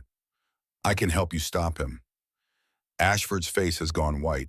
You're my wife. I was your prisoner. Eleanor's voice is steel now, trapped by marriage and fear and the belief that I had nowhere else to go. But watching you hunt that child like an animal showed me something. Some cages are worth breaking, even if it kills you. She looks back at Elijah. I'll testify. Against my husband. Against everything he's built. I'll burn my own life down if it means saving hers. Behind Elijah, the door opens. Grace steps out. No. Grace, get back inside. But she's already moving, walking past him to the edge of the porch, looking down at Eleanor Ashford. You knew. Grace's voice is quiet, but it cuts. You knew what he was doing, and you did nothing. You let Faith die. Eleanor's face crumples. Yes. God forgive me, yes. Then why should I believe you now? Why should I trust you? Because you shouldn't. Eleanor drops to her knees in the snow. You shouldn't trust me, shouldn't forgive me. I don't deserve either. But that little girl who died, Faith, she deserves justice. And I'm the only person besides you who can prove what really happened in that house. Ashford spurs his horse forward. Enough of this. Eleanor, get up. We're leaving. No, you're my wife. You'll do as I say. Not anymore. Eleanor stands, brushing snow off her dress. I want a divorce, Victor, and I want to testify against you for child abuse, child endangerment, and whatever else the territorial prosecutor can charge you with. Ashford's hand drops to his holster. The mistake happens in slow motion. Elijah sees it coming, shouts a warning, but Eleanor is already moving, already stepping between Ashford and the house. The gunshot cracks across the morning. Eleanor staggers, hand going to her side. Red blooms across the expensive dress. Ashford stares at his own gun like it betrayed him. No, Eleanor, I didn't mean... You never mean to. Her voice is fading. But you always do. She collapses. Elijah is off the porch in seconds. Miguel covering him with a rifle. He reaches Eleanor, gathers her up. Behind him, Ashford's men have drawn their weapons, but none of them fire. They're staring at their employer, at what he's just done. And Elijah sees the moment the spell breaks. The moment they stop being loyal employees and start being witnesses to murder. One of them dismounts, hands raised. I'm done. I ain't dying for a man who shoots his own wife. He walks away. Another follows. Then another. Within 30 seconds, half of Ashford's force has abandoned him. Victor sits on his horse, gun still in his hand, watching his empire crumble. Wade Crawford rides up fast, a dozen deputized townsmen behind him. Victor Ashford, drop your weapon. Ashford looks at the sheriff, at his wife bleeding out in the snow, at Grace standing on the porch holding a diary that condemns him. He drops the gun. Wade and his men surround him, pull him off the horse. Clamp irons on his wrists. You're under arrest for attempted murder, assault with a deadly weapon, child endangerment, and anything else I can think of before we get you to a cell. Elijah carries Eleanor into the house. Sarah Mitchell is already there, bag open, moving with practiced efficiency. On the table. Now. Elijah lays Eleanor down. Sarah cuts away the dress, exposing the wound. Low on the left side, blood but not arterial. Is she going to make it? If I can get the bullet out clean, if infection doesn't set in. Sarah's hands are steady even as her voice shakes. Someone get me water. Hot water. And whiskey. Now, Grace appears beside the table. I can help. You sure? I'm sure. They work together, Sarah giving quiet instructions, Grace following them without hesitation. Elijah watches his daughter because that's what she is now, in every way that matters. Helps save the life of a woman who failed her. An hour later, Eleanor's eyes flutter open. The bullet is out, the wound cleaned and stitched. Sarah has given her something for the pain, and she floats in that space between conscious and not. Grace. The whisper is barely audible. I'm here. I'm sorry. So sorry. Eleanor's hand reaches out, finds Grace's. Faith. Tell Faith I'm sorry. Faith is dead. Grace's voice is gentle but firm. You can't apologize to her, but you can help me make sure no other child dies like she did. Eleanor nods, tears sliding down her temples. Whatever you need, whatever it takes. Outside, Wade Crawford stands guard over Ashford while his deputies search the ranch. They find more than expected. Documents showing financial crimes, letters detailing blackmail schemes. Evidence of 2 other orphans who disappeared from Ashford's care years before Grace and Faith. By noon, the snow has started again. Light flakes that catch the sun and turn the world soft and white. Elijah finds Grace on the porch, wrapped in blankets, holding Faith's diary. How you doing? I don't know. Eleanor Ashford tried to save me and almost died for it. Ashford shot his own wife. Everything's upside down. World has a way of doing that. Elijah sits beside her. You did good in there, helping Dr. Mitchell. Faith wanted to be a doctor. Before everything, she'd practice on her dolls, pretend she was healing in them. Grace opens the diary, touches her sister's handwriting.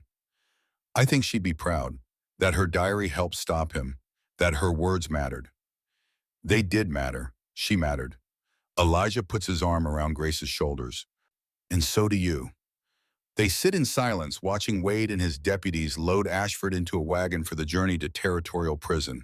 Before they leave, Wade climbs the porch steps. Going to need official statements from all of you. Grace, Mrs. Ashford, Catherine Hayes. The works. We'll be there. And Elijah? That was brave. What you did, stupid but brave. Seems to be my specialty. Wade almost smiles. Judge Peters has recused himself. Too close to Ashford. They're bringing in Judge Harrison from 2 counties over. Fair man, honest. This is going to trial and Ashford's going to pay. Good. One more thing. Wade's voice drops. That diary. The evidence in it is solid, but it's also going to be hard for Grace to testify about, to relive, I know. She going to be ready? Elijah looks at Grace. At this girl who's chosen courage over safety at every turn. She'll be ready.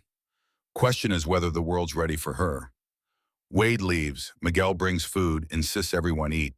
Eleanor Ashford drifts in and out of consciousness upstairs, Sarah watching over her. As evening falls, Reverend Sterling arrives with Catherine Hayes and a dozen townspeople. They bring food, blankets, offers to help rebuild anything Ashford's men damaged.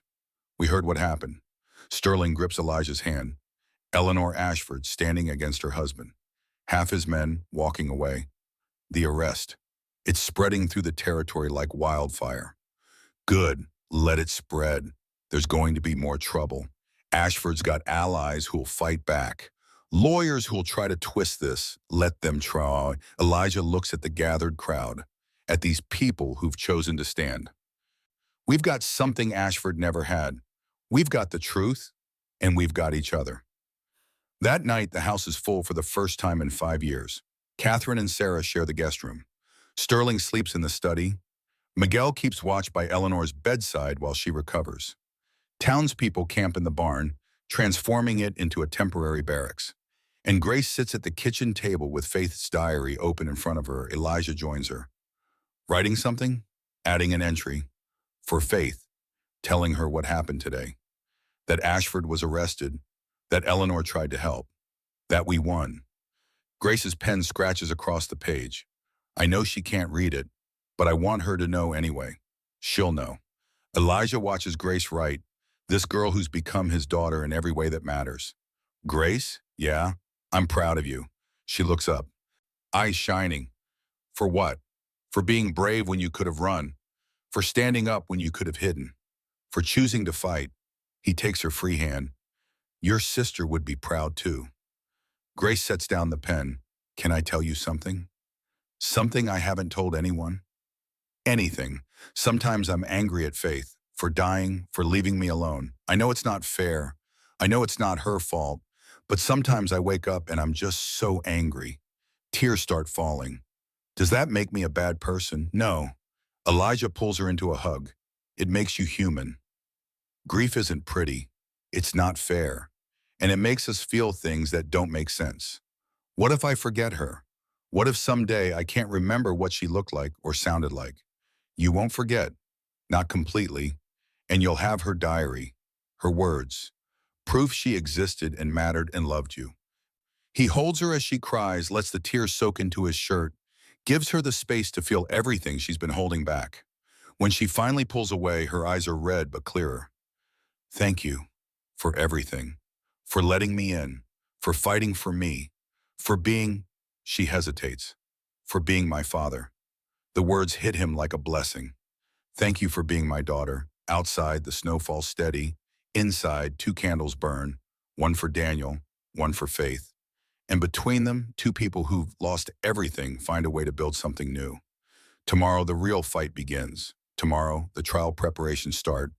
Tomorrow, Ashford will hire the best lawyers money can buy and try to destroy them all. But tonight, for this moment, they've won. And that has to be enough. The telegram arrives 3 days after Ashford's arrest. Wade Crawford brings it himself, face grim as winter. He's out. Elijah looks up from the fence post he's repairing. Around him, the ranch is slowly returning to normal, though normal now includes armed townspeople taking shifts on watch and Catherine Hayes living in the guest room. What do you mean out? Bail. Judge Peters granted it before he officially recused himself. $200,000, which Ashford paid in cash within the hour. Wade's jaw works. He's walking free until the trial. Judge Harrison's furious, but there's nothing he can do. Law's the law. Elijah sets down his hammer. Peters is in Ashford's pocket. Was.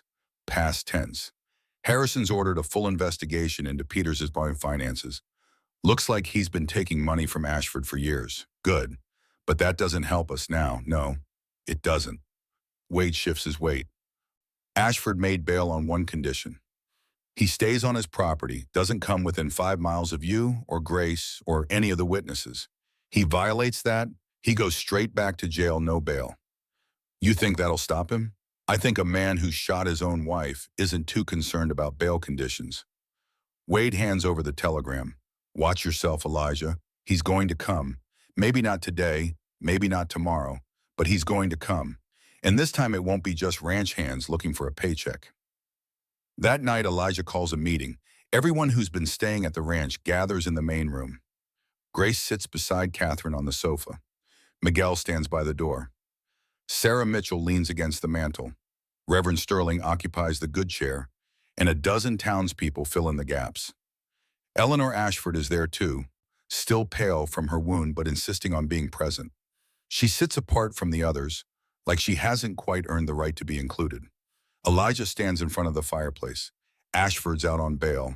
Wade thinks he's going to come here, and I agree. Question is when and with how many. Henry Cooper speaks up.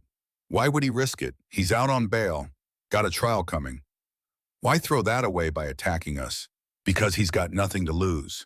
Eleanor's voice is quiet, but everyone hears it. If I testify, if Catherine testifies, if Grace testifies, Victor goes to prison for the rest of his life.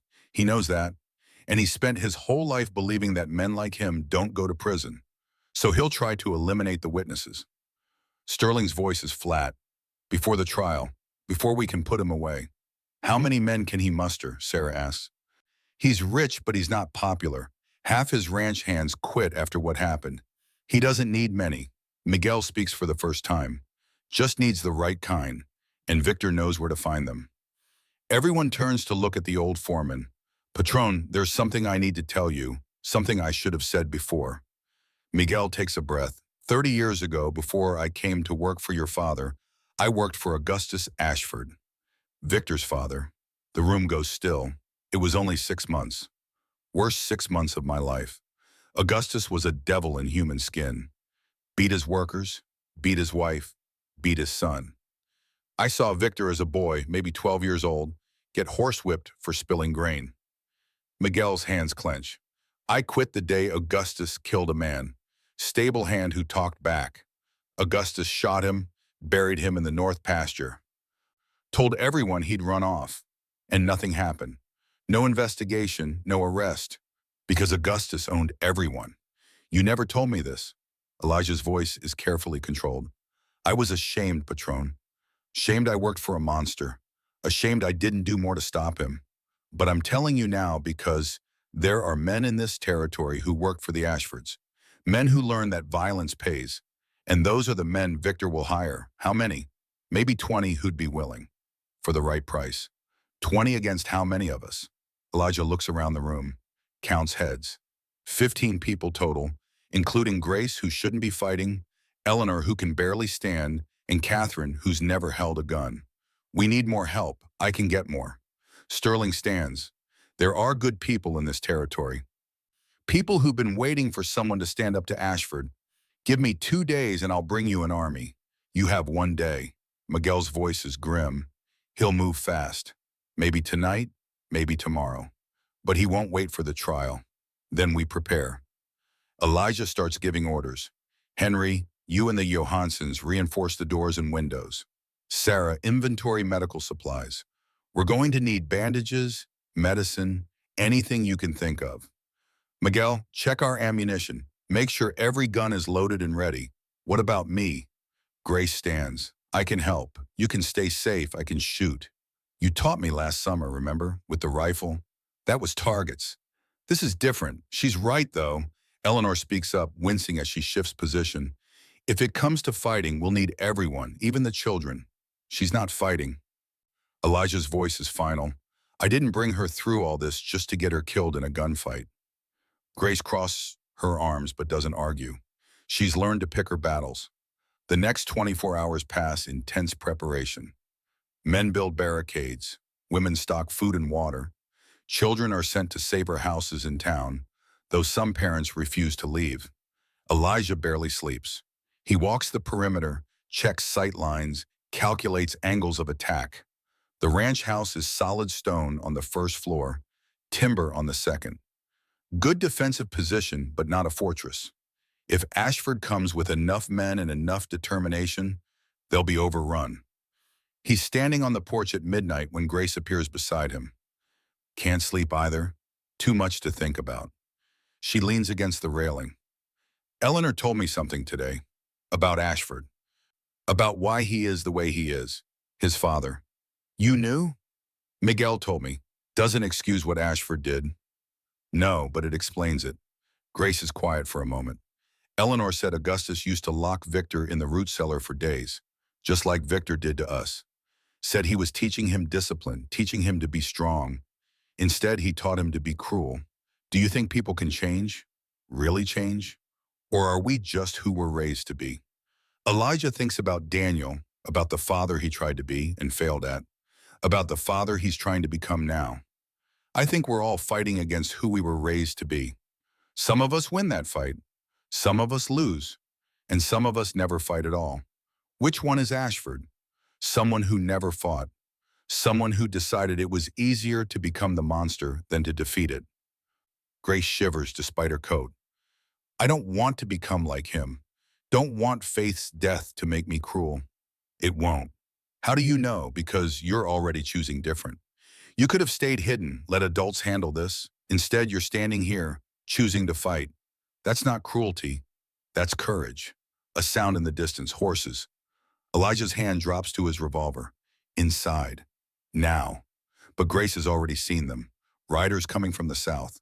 Too many to count in the darkness. They're here. Elijah grabs her arm, pulls her toward the door. Miguel, they're coming. The old foreman appears, rifle in hand. Behind him, Catherine and Eleanor scramble for cover. Sarah Mitchell checks her medical supplies one last time, then picks up a shotgun. How many? Miguel peers through a crack in the shutters. 15, maybe 20. Armed to the teeth. Where's Sterling? He was supposed to bring help. Not here yet. Then we hold until he arrives, and if he doesn't, we hold anyway. The riders spread out surrounding the house.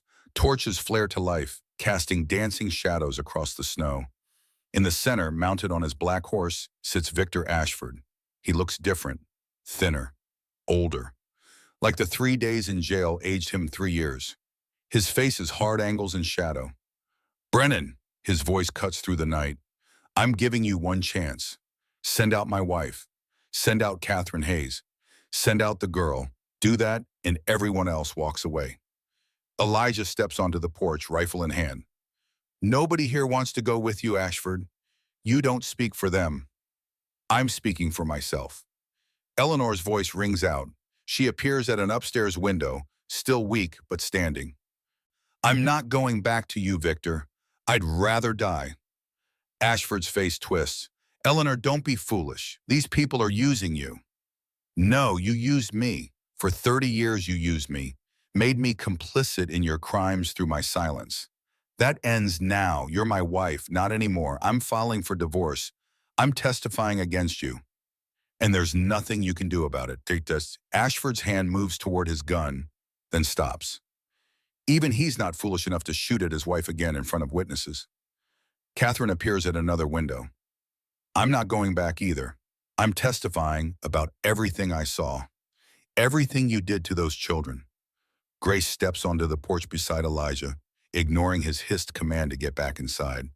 And I'm telling the truth about Faith, about how you let her die, about how you beat us, about everything.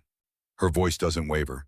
You're going to prison, Mr. Ashford, for the rest of your life, and everyone's going to know what you really are.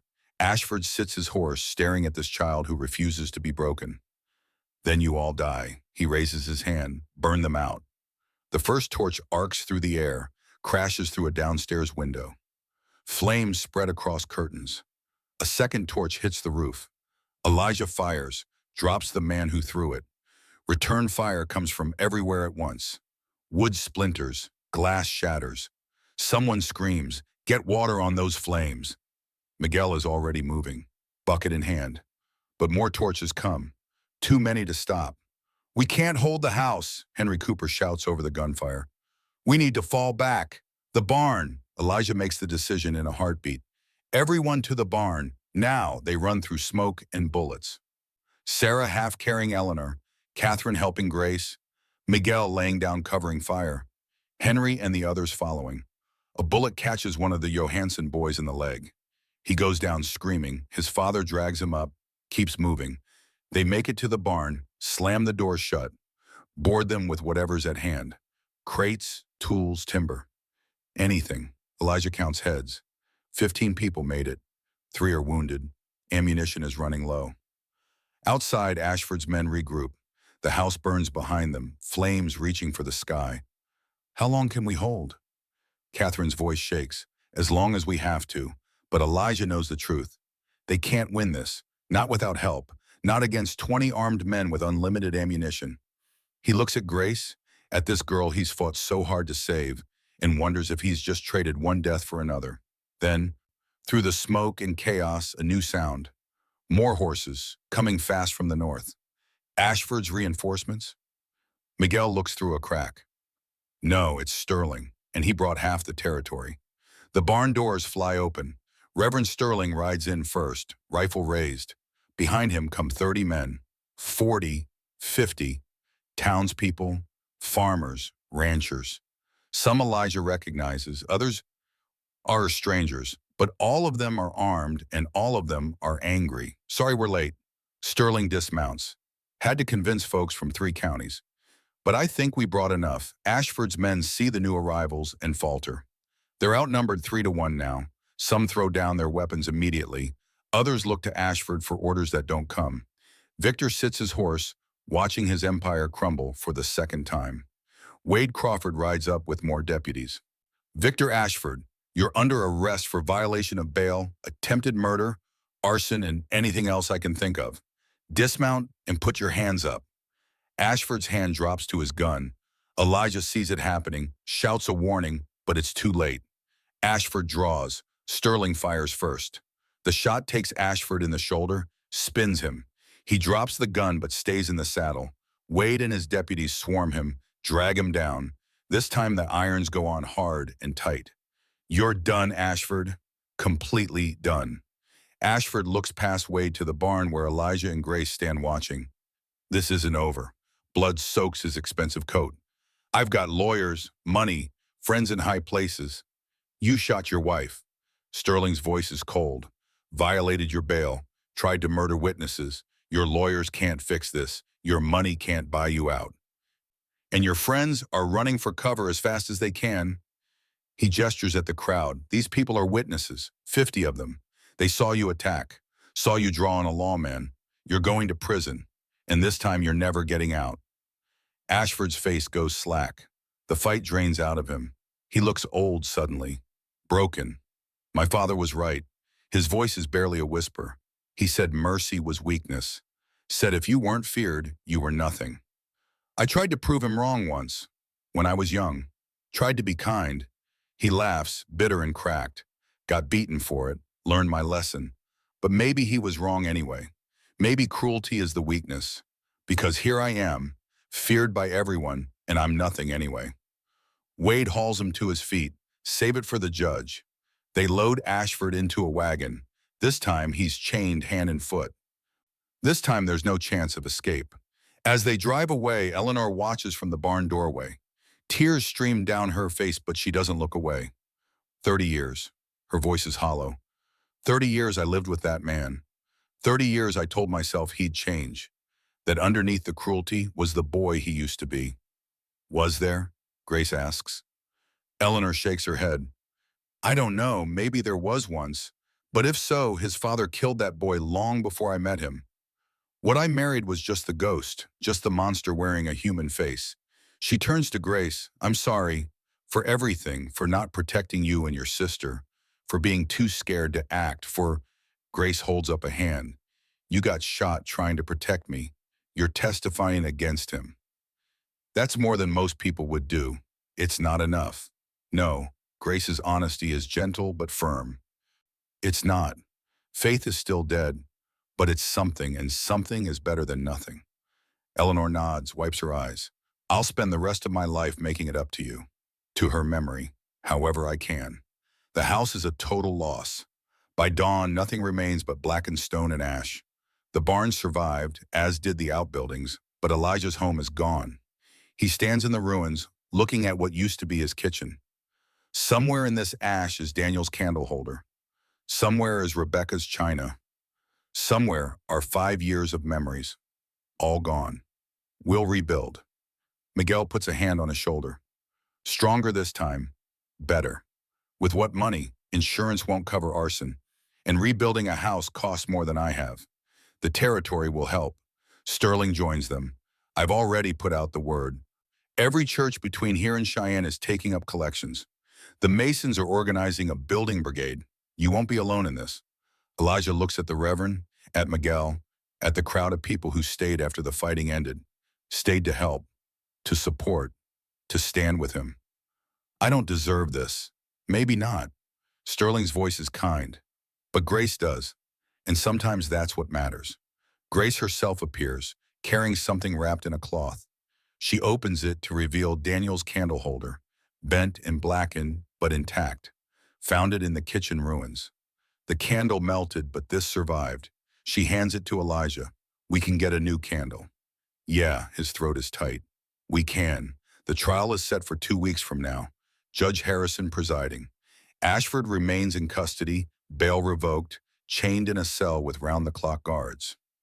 His lawyers try every trick. Motions to dismiss, motions to change venue, motions to suppress evidence. Harrison denies them all. Eleanor files for divorce. The petition includes a detailed account of 30 years of abuse, manipulation, and complicity in criminal acts. The territorial newspapers pick up the story. Within days, it's national news.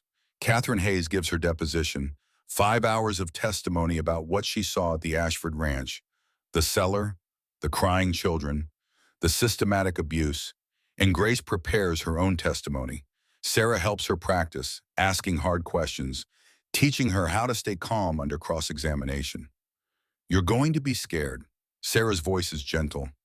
Defense lawyers will try to make you doubt yourself, to make you seem unreliable, to make the jury think you're just a confused child. I'm not confused, I know, but you need to remember that. When they're yelling at you, when they're twisting your words, when they're trying to break you down, you remember what's true. Grace nods. Faith died. Ashford killed her. That's the truth. That's the truth. A week before the trial, Elijah takes Grace to visit a grave. Not Daniel's grave, though they'll go there too. This grave is small, newer, with a simple wooden cross. Faith, 7 years old, beloved sister. Grace kneels in the snow, touches the cross. I had them bury her proper. When I found out where Ashford put her, I had her moved here, next to Daniel. Figured they should have company. Thank you.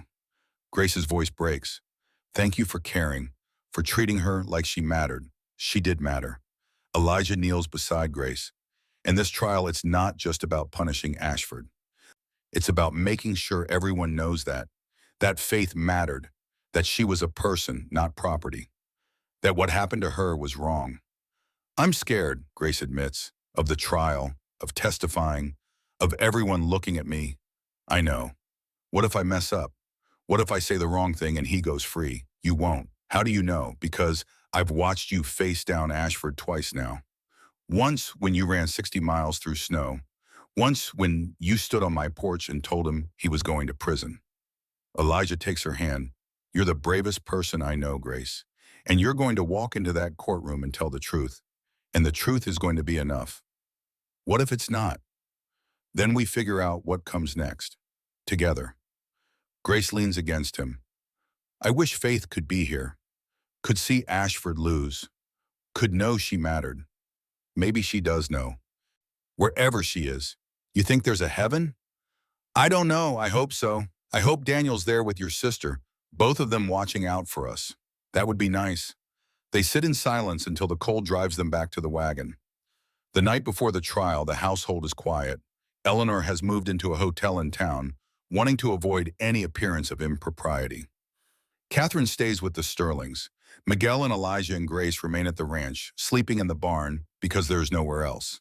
Grace can't sleep. She finds Elijah outside, looking at the ruins of the house, thinking about what was, thinking about what will be. He turns to her. We're going to rebuild, not the same house, something different, something better. With a room for me, with a room for you.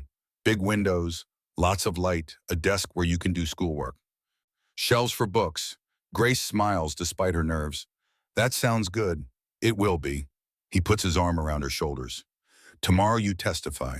Tomorrow you tell your truth. And no matter what happens, I'm proud of you. Even if Ashford goes free, even then, because you tried, because you stood up, because you refused to let fear win. Grace leans into him. I love you, Pa. The word still surprises him, still makes his chest tight, still feels like Grace itself. I love you too, daughter. They stand together in the ruins of the old life, preparing for whatever comes next. Tomorrow the trial begins. Tomorrow Grace faces Ashford one final time. Tomorrow the truth gets its day in court. But tonight, in this moment, they have each other. And that has to be enough. The courthouse stands 3 stories tall in the center of Cheyenne. Red brick and white columns that speak of law and order and justice that doesn't always arrive. Grace has never been inside a building this large. The ceiling soars above her, decorated with paintings of blindfolded women holding scales, and she wonders if justice is really blind or just pretending not to see. The courtroom fills early, every seat taken, people standing along the walls, faces Grace doesn't know pressed against windows to catch a glimpse. The territorial newspapers have sent reporters. The governor himself sits in the back row, watching. This is no longer just about one girl and one man. It's become something larger, a referendum on power, on who gets protected and who gets punished, on whether money can still buy innocence. Elijah sits directly behind the prosecutor's table where Grace will sit, Miguel beside him, Sarah on his other side. The entire front section is filled with people who've stood with them. Sterling in his clerical collar, Catherine Hayes with her journal clutched tight. The townspeople who came to the siege. Even Eleanor Ashford saw them, though she sits alone in the second row, separated from the others by invisible walls of guilt. And across the aisle, behind the defense table, sit Ashford's remaining allies. Fewer than Grace expected, men in expensive suits who look uncomfortable, like they're attending a funeral for someone they didn't really like but felt obligated to mourn. Ashford himself enters in chains. Prison has aged him. His expensive clothes hang loose, his face is gaunt, his eyes carry something Grace hasn't seen before. Not fear exactly, more like recognition. Like he's finally understanding that the rules he lived by his entire life don't apply anymore. He doesn't look at Grace, doesn't look at Eleanor, keeps his eyes forward as the bailiff removes his chains and he takes his seat beside his lawyers. 3 of them. The best money can buy. The lead attorney is Marcus Webb, 60 years old, silver-haired, with a reputation for destroying witnesses on cross-examination. He's come up from Denver specifically for this case, and rumor says he's never lost a trial involving a child's testimony. Judge Harrison enters and everyone stands. He's 70 years old with a face carved by decades of weighing evidence and measuring truth. His reputation is iron. Fair but hard, no tolerance for games. He sits and everyone else follows. The prosecution goes first. District Attorney James Whitfield stands, surveys the courtroom with the confidence of a man holding a winning hand. Your Honor, the territory will prove that Victor Ashford committed systematic abuse against 2 orphan children placed in his care, that he beat them, starved them, locked them in darkness for days at a time, and that his neglect directly led to the death of 7-year-old Faith. Whitfield's voice rises. We will prove this through the testimony of eyewitnesses, through physical evidence, and through the words of the children themselves. By the end of this trial, there will be no doubt that Victor Ashford is guilty of child abuse, child endangerment, and criminally negligent homicide. He sits. Webb stands immediately, buttoning his suit jacket with practiced precision. Your Honor, the defense will show that Victor Ashford is the victim here. Victim of a campaign of lies orchestrated by people who want his money, his land, and his reputation destroyed. Webb gestures toward Grace. We will prove that this child is a runaway who concocted wild stories to avoid discipline, that her sister died of natural causes despite Mr. Ashford's best efforts to save her, and that every witness the prosecution presents has a financial or personal motive to lie. He turns to face the jury directly. When you hear the evidence, the real evidence, not emotion and hearsay, you will have no choice but to find Victor Ashford not guilty. The first day is procedural. Jury selection takes hours. Webb eliminates anyone who seems sympathetic to children or critical of wealth. Whitfield eliminates anyone with ties to the Ashford family or business interests. By evening, they have 12 jurors, 9 men, 3 women, ranchers, shopkeepers, a school teacher, a banker. Faces that reveal nothing. Grace doesn't testify that day. Instead, the prosecution builds its foundation.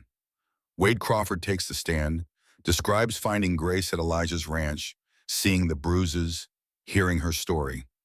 The defense tries to undermine him, suggesting Wade has a grudge against Ashford over unpaid gambling debts.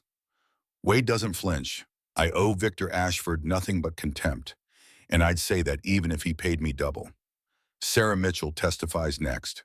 Medical evidence, photographs of Grace's injuries, clinical descriptions of malnutrition and abuse.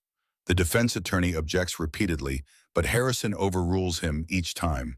This is evidence of the child's condition when she arrived at Mr. Brennan's ranch. The jury has a right to see it. The photographs pass among the jurors. Grace watches their faces change as they see her body mapped in bruises, her feet black with frostbite, her ribs visible through skin. One of the women jurors wipes her eyes. The school teacher's face goes hard. Catherine Hayes testifies on the second day. She tells everything. The cellar, the crying, the nights Ashford went down there and stayed for hours, Faith's illness and Ashford's refusal to call a doctor. Webb destroys her on cross-examination. Mrs. Hayes, isn't it true you were fired from the Ashford Ranch for theft? I quit because, yes or no, were you accused of theft? Catherine's hands shake. Yes, but I didn't steal anything. I gave food to the girls, food that wasn't yours to give, food that belonged to Mr. Ashford. It was scraps, bread that would have gone to waste. Webb paces in front of her. So you admit you took things that didn't belong to you, gave them away without permission, and now you expect this jury to believe you're a credible witness? I'm telling the truth. Are you, or are you a disgruntled former employee trying to get revenge on a man who caught you stealing? Catherine looks at Judge Harrison, desperate.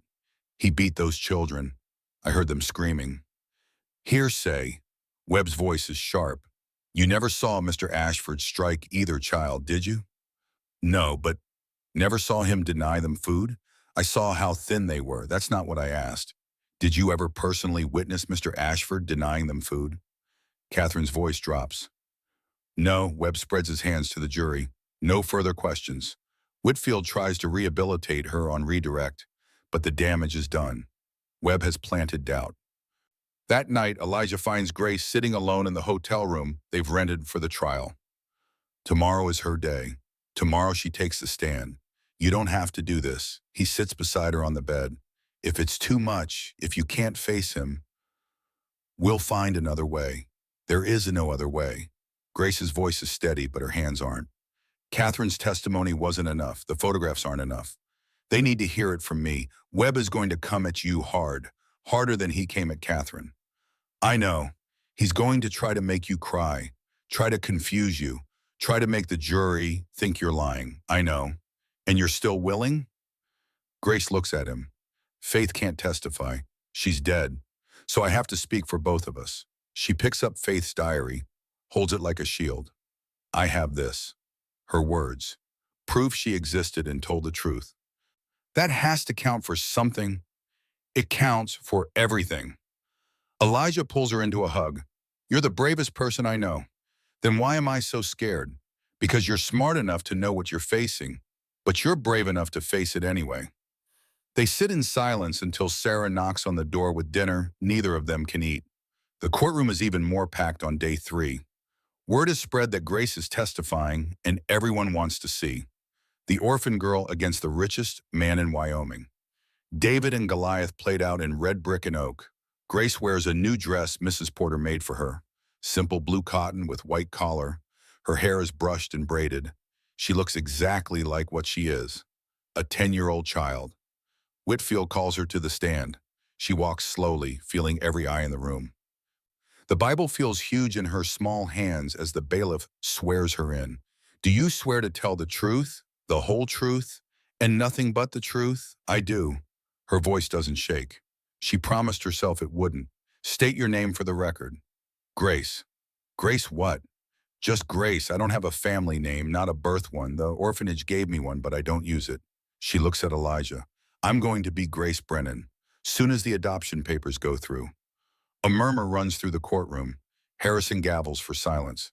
Grace, where were you born? New York City, I think. I don't remember it. How did you end up in Wyoming? The orphan train, they loaded us up, told us we were going west to find families. Said it would be better than the orphanage. Was it better? Grace looks directly at Ashford for the first time. No. Tell the jury what happened when you arrived in Cheyenne. They lined us up, let families come pick which children they wanted. Mr. Ashford picked Faith and me. Why do you think he picked you? Objection. Webb rises, calls for speculation. Sustained. Whitfield adjusts. What happened after Mr. Ashford took you home? At first it was okay. We had beds, food, a roof. Then he started getting angry about little things. Spilled milk, wrinkled sheets, talking too loud. What did he do when he got angry? Sometimes he'd hit us. Sometimes he'd lock us in the cellar. Describe the cellar. Grace's voice goes flat, distant, dark. No windows. Dirt floor. Cold. There were rats. Faith was terrified of the dark and the rats made it worse. She'd cry for hours until her voice gave out. How long would Mr. Ashford leave you down there? Depended on what we did wrong. Shortest was a few hours. Longest was 3 days. 3 days in complete darkness? Yes, sir. How old were you? 10. Faith was 7. Webb objects throughout, but Harrison allows the testimony. The jury leans forward, listening to every word. Whitfield walks Grace through the months of abuse, the beatings, the starvation, the systematic cruelty that culminated in Faith's illness. Tell the jury what happened when your sister got sick. She started coughing. Then she got a fever. She couldn't keep food down and she was shaking all the time. Did you ask Mr. Ashford for help? Every day. I begged him to get a doctor. Begged him to at least let me be with her. What did he say? That she was faking. That she'd get better on her own. That doctors cost money and she wasn't worth the expense. Grace's voice cracks, but she doesn't cry. Then one day he locked me in the cellar because I spilled water.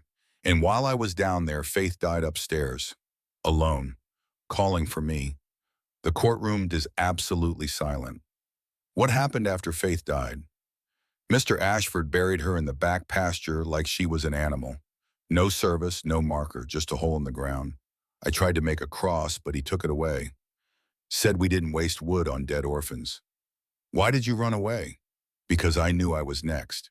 Knew if I stayed, he'd kill me too. Maybe not as fast, but just as dead. She looks at the jury, so I waited until he was asleep, took my sister's diary from where she'd hidden it, and I walked 60 miles through snow, barefoot because he'd taken my shoes when I tried to run before. I walked until I couldn't walk anymore. Then I knocked on the first door I saw, Mr. Brennan's door. Yes, sir. Why his door? Grace's eyes find Elijah, because there was a light in the window, a candle burning in the dark, and I thought anyone who keeps a light burning might be kind.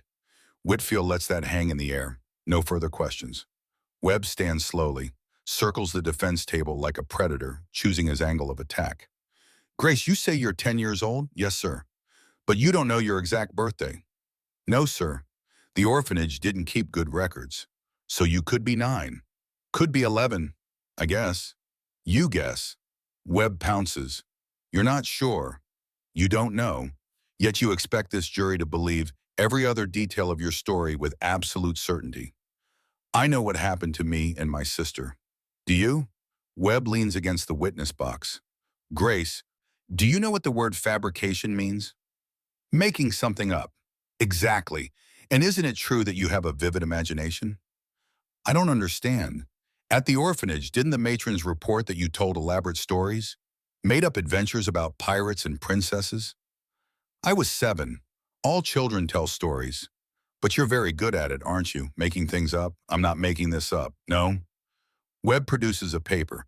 This is a report from the orphanage describing you as prone to fantasy and exaggeration. Their words, not mine. That doesn't mean I'm lying now, doesn't it? Let's talk about these alleged beatings. You say Mr. Ashford hit you. Yes. With his hands? Yes. And sometimes a switch. Yet when Dr. Mitchell examined you, she found old bruises. Weeks old. How do you explain bruises that predate your time at the Ashford Ranch? I got them at the Ashford Ranch. Some bruises last for weeks. Or you got them at the orphanage and blame Mr. Ashford. No, Grace's voice strengthens. The orphanage was bad, but nobody beat us there. Just neglected us. Mr. Ashford beat us. So you say. But we only have your word for it. You have Faith's diary. Ah, yes, the diary. Webb picks it up from the evidence table. Convenient how you happen to have this. How you happen to hide it in your coat. how it survived 60 miles through snow. I protected it. It's all I have left of her. Or it's a fabrication. A story you wrote to support your other stories. That's Faith's handwriting. Grace's composure cracks. Those are her words, her last words before she died. Are they? Webb flips through the pages. Because this diary mentions dates, December 2nd, December 10th, December 18th. But here's something interesting. He produces another document. According to the orphanage records, you and Faith didn't arrive at the Ashford Ranch until December 15th, 3 days after this alleged diary entry about being sick. Grace's mind races. That's wrong. We got there in November. The orphanage records say December 15th.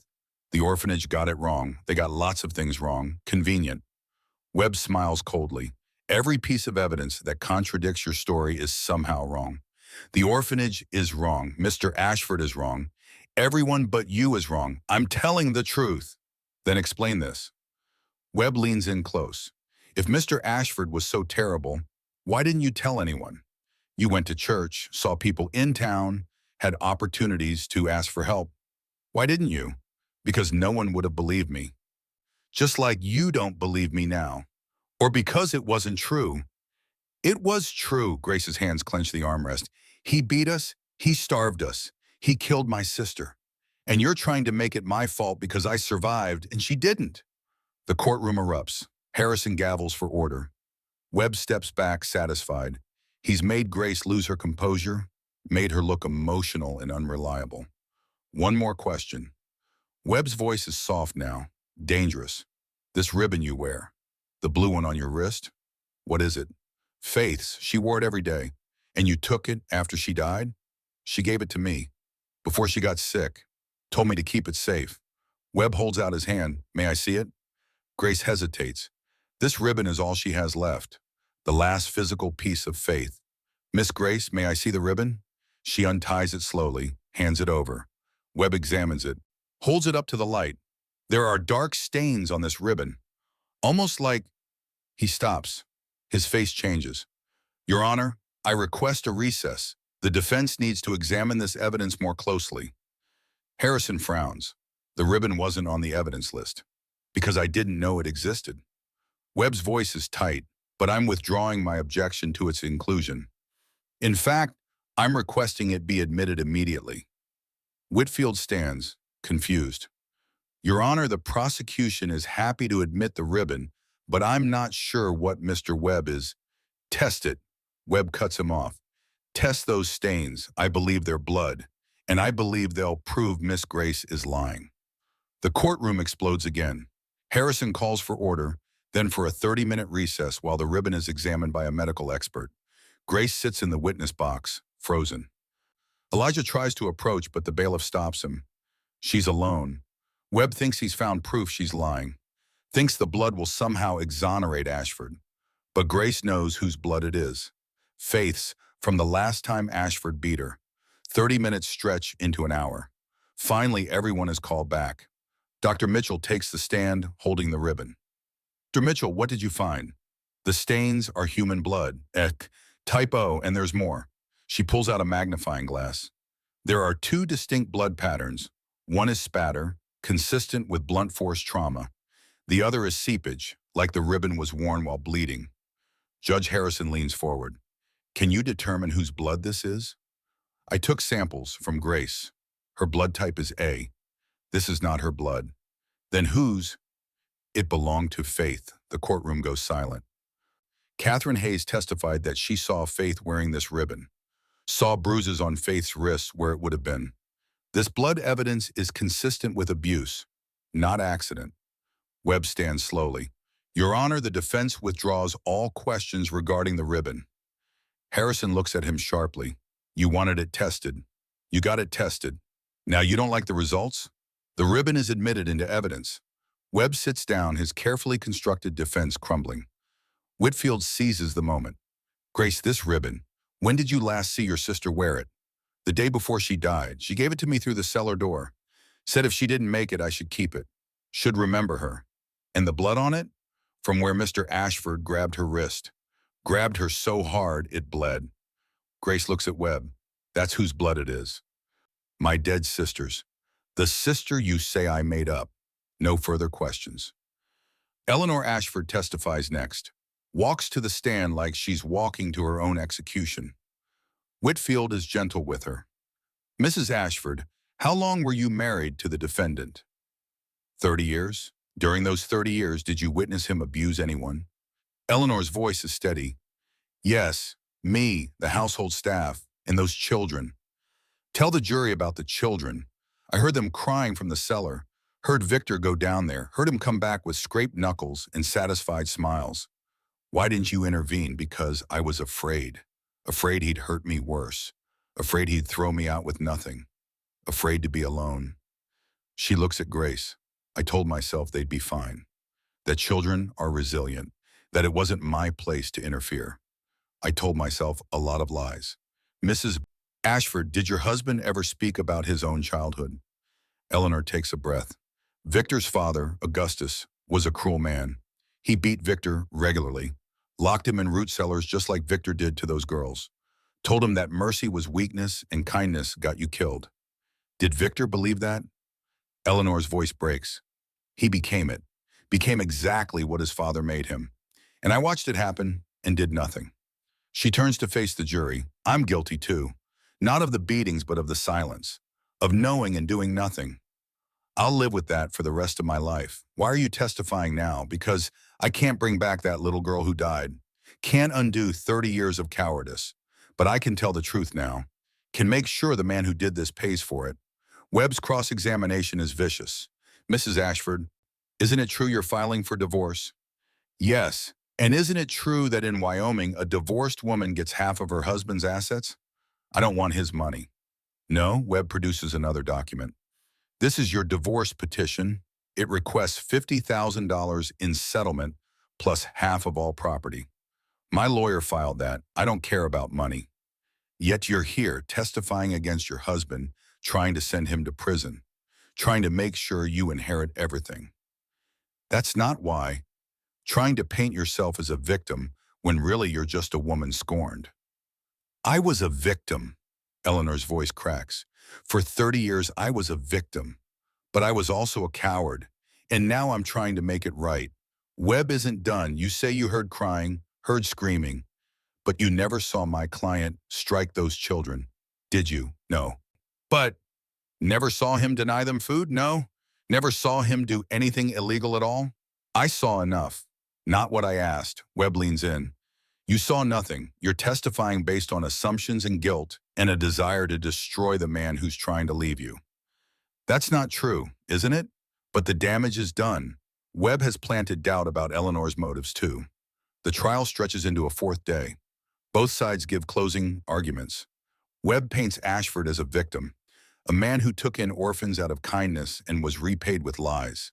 A man who's being persecuted by an alliance of the greedy, the vengeful, and the confused. Whitfield paints Ashford as a monster, a man who inherited cruelty from his father and perfected what? A man who used his wealth and power to abuse children and then tried to kill the witnesses who could expose him. The jury deliberates for 6 hours. Grace sits beside Elijah, holding his hand so tight it hurts. Sarah sits on her other side, Miguel behind them, Eleanor alone in her usual spot. When the jury files back in, their faces reveal nothing. Harrison calls for order. Has the jury reached a verdict? The foreman stands. He's the school teacher, a man whose job is teaching children, protecting children. We have, Your Honor. On the charge of child abuse, how do you find? Guilty. On the charge of child endangerment? Guilty. On the charge of criminally negligent homicide in the death of Faith? Guilty. The courtroom erupts. Ashford sits frozen as the verdict washes over him. His lawyers slump in defeat. Harrison gavels for silence. Victor Ashford, you've been found guilty on all counts. Sentencing will take place in 2 weeks. Until then, you'll remain in custody. Bailiff, remove the defendant. As they lead Ashford away in chains, he looks back one final time. Not at Eleanor, not at the jury, at Grace. His eyes hold something she didn't expect. Not hatred, recognition, like he's seeing himself in her. The child he used to be before his father broke him. The person he might have become if someone had stood up for him the way Elijah stood up for Grace. Then he's gone. Outside the courthouse, reporters swarm. Photographers snap pictures. People cheer and clap as Grace emerges. Whitfield gives a speech about justice prevailing. Sterling leads the crowd in prayer. Wade Crawford shakes Elijah's hand, and Grace stands in the middle of it all, feeling nothing. They won. Ashford is going to prison. Faith's death has been avenged, but Faith is still dead. She breaks away from the crowd, finds a quiet corner behind the courthouse, sits on the cold stone steps, and finally lets herself cry. Elijah finds her there 20 minutes later. We won. I know. Faith got justice, I know. Grace looks up at him, face streaked with tears, but she's still dead. All of this, the trial, the testimony, the verdict, none of it brings her back. She's still dead, and I'm still alone.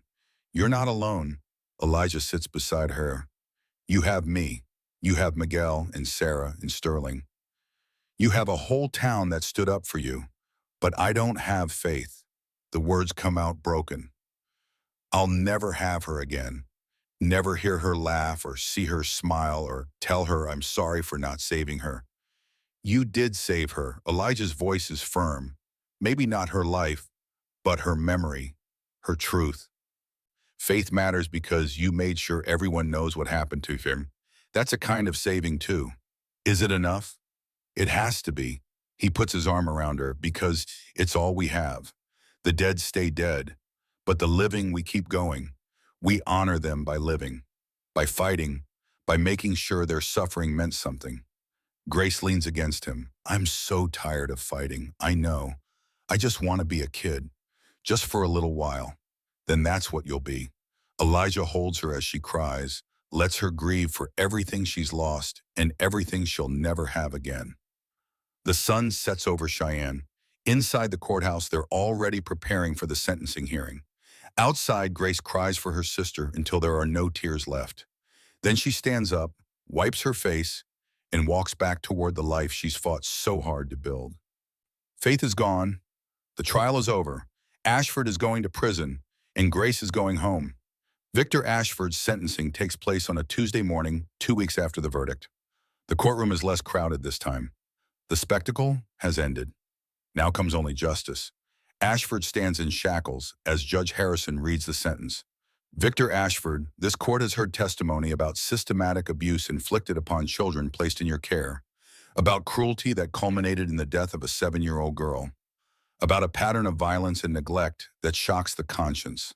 Harrison's voice is granite. You were given a position of trust. Those children had no one else to protect them, and you betrayed that trust in the most heinous way possible. The judge pauses, looks directly at Ashford. I've presided over this court for 23 years. I've seen killers and thieves and men who committed acts of profound evil. But rarely have I seen someone so thoroughly fail in their duty to protect the innocent. He picks up the sentencing document. On the charge of child abuse, 20 years hard labor. On the charge of child endangerment, 15 years concurrent. On the charge of criminally negligent homicide, 25 years. Harrison sets down the paper. These sentences will run consecutively, not concurrently. You will serve 60 years in territorial prison. At your age, Mr. Ashford, this is effectively a life sentence. Ashford sways slightly, but doesn't fall. Doesn't protest, just stands there as the weight of 6 decades settles on his shoulders. Do you have anything to say before this court adjourns? Ashford is silent for a long moment. Then his voice comes out hoarse, broken. My father used to say that mercy was weakness, that kindness got you killed. I believed him, spent my whole life believing him. He looks at Grace in the gallery. I was wrong. He was wrong. And now I'll die in a cage because I couldn't see it until it was too late. Harrison's face doesn't soften. You'll die in a cage because you killed a child and tried to kill more. Your father's cruelty doesn't excuse your own. Bailiff, take him away. They lead Ashford out. Grace watches him go and feels nothing. No satisfaction, no relief, just emptiness where anger used to be. Outside the courthouse, Whitfield shakes Elijah's hand. We did it. 60 years. He'll die in prison. We did it. But Elijah's voice is flat. Winning doesn't feel like he thought it would. Grace appears beside him. Can we go home now? Yeah. He takes her hand. Let's go home. The adoption papers arrive in March, 3 months after the trial. Spring has started melting the snow, revealing brown grass and mud and the promise of green things growing. Judge Harrison himself presides over the adoption hearing. It's a formality at this point. No one contests it. Even the Territorial Child Welfare Office has signed off, acknowledging that Grace has found the home she deserves. The hearing takes 15 minutes. Harrison asks Grace if she wants to be adopted by Elijah Brennan. She says yes without hesitation. He asks Elijah if he'll care for Grace as his daughter. Elijah says yes with his whole heart. Harrison signs the papers. Congratulations, Mr. Brennan. You're officially a father again. He looks at Grace. And you, young lady, are officially Grace Brennan. May you both find the happiness you've fought so hard for. Outside the courthouse, Grace holds the adoption certificate like treasure. Grace Brennan. She tests the name. It sounds right. It is right. Elijah kneels down so they're eye to eye. You're my daughter now, legally, officially, forever. Grace throws her arms around him and he holds her. This girl who walked 60 miles to find him, who fought Victor Ashford and won, who chose him as much as he chose her. I love you, Pa. I love you too, Grace. They stand there for a long moment. Then Miguel clears his throat. Hate to interrupt, but we got a house to build. And the crew's waiting. The rebuilding starts the next week. True to his word, Reverend Sterling has organized the entire territory. Men from 3 counties arrive with tools and timber. Women bring food, children haul supplies. The new house rises from the ashes of the old, not the same design, something better, bigger, a house built for a family instead of a ghost. Grace gets her room with big windows facing east so she can watch the sunrise. Bookshelves line one wall, a desk sits beneath the window, and Eleanor Ashford sends a bed frame carved with flowers as an apology gift. There's a room for Miguel, too, officially part of the house instead of the bunkhouse, and a study for Elijah, and a guest room because you never know who might need shelter. The kitchen is built around a stone hearth big enough to warm the whole house. Above it, carved into the mantel, Miguel inscribes words Grace chose. Some lights are meant to be passed on. On a Sunday in April, Elijah rides out to the cemetery alone. He hasn't been here since before the trial, hasn't had the courage to face Daniel's grave and tell him about Grace. The headstone is weathered but intact. Daniel James Brennan, beloved son. Flowers someone else left have wilted in their vase. Probably Sarah Mitchell. She tends all the graves when no one else will. Elijah sits in the grass, hat in his hands. Hey, son. Been a while, I know. I'm sorry. The wind rustles through the trees. No answer comes. None ever does. I got something to tell you. Got a daughter now. Not to replace you, never that. But I took in a girl who needed a father, and she saved me right back. He traces Daniel's name on the stone. Her name's Grace. She's brave and stubborn and too smart for her own good. Reminds me of you sometimes. The way she asks questions. The way she doesn't give up. Elijah's throat tightens. I failed you, Daniel. Wasn't there when you needed me. Can't change that. Can't bring you back. But maybe I can be there for her. Maybe that's how I honor your memory. By being the father to her I should have been to you. He sits in silence, letting tears fall unchecked. I miss you. Every day, every night when I light the candle. But I'm learning to live with the missing. Learning that grief doesn't mean I stop loving people who are still here. Elijah stands, brushes grass off his pants. Grace wants to meet you. I told her about the horses you loved, the laugh you had. She asked if she could leave flowers sometime. I said yes. He touches the headstone one last time.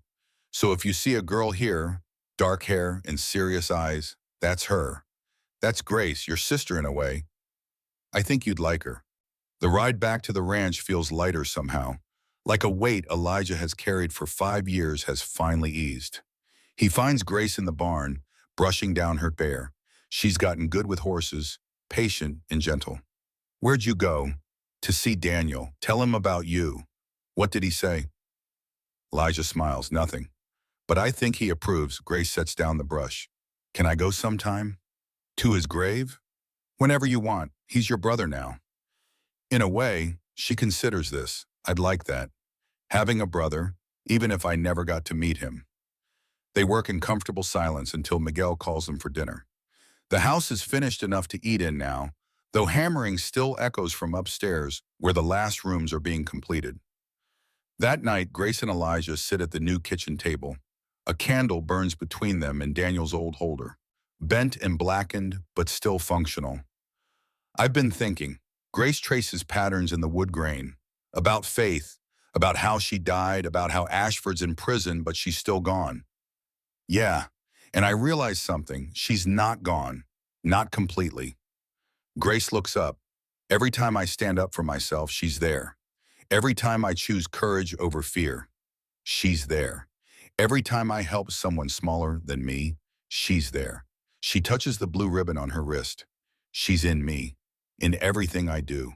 That's not the same as having her here, but it's something. It's more than something. Elijah reaches across the table, takes her hand. That's called legacy. That's how we keep people alive after they're gone. Is that what Daniel is for you? In a way, he taught me that being present matters more than being perfect. That showing up is the hardest and most important thing. Grace smiles, small but real. Then maybe we're both learning from ghosts. Maybe we are. 3 years pass, the house is completed and lived in. Worn floors prove that a family walks here. Dishes in the sink show that people eat here. Laughter in the halls demonstrates that joy has found its way back. Grace is 13 now, tall and strong, with Daniel's stubborn streak and Faith's compassionate heart. She attends school in town, top of her class, especially in reading and writing. Mrs. Porter says she'll make a fine teacher someday if she wants. But Grace has other plans. She wants to be a lawyer, wants to stand in courtrooms and fight for children who can't fight for themselves. Sarah Mitchell is teaching her Latin medical terms. Reverend Sterling helps with her reading comprehension. Wade Crawford lets her observe court proceedings when she can.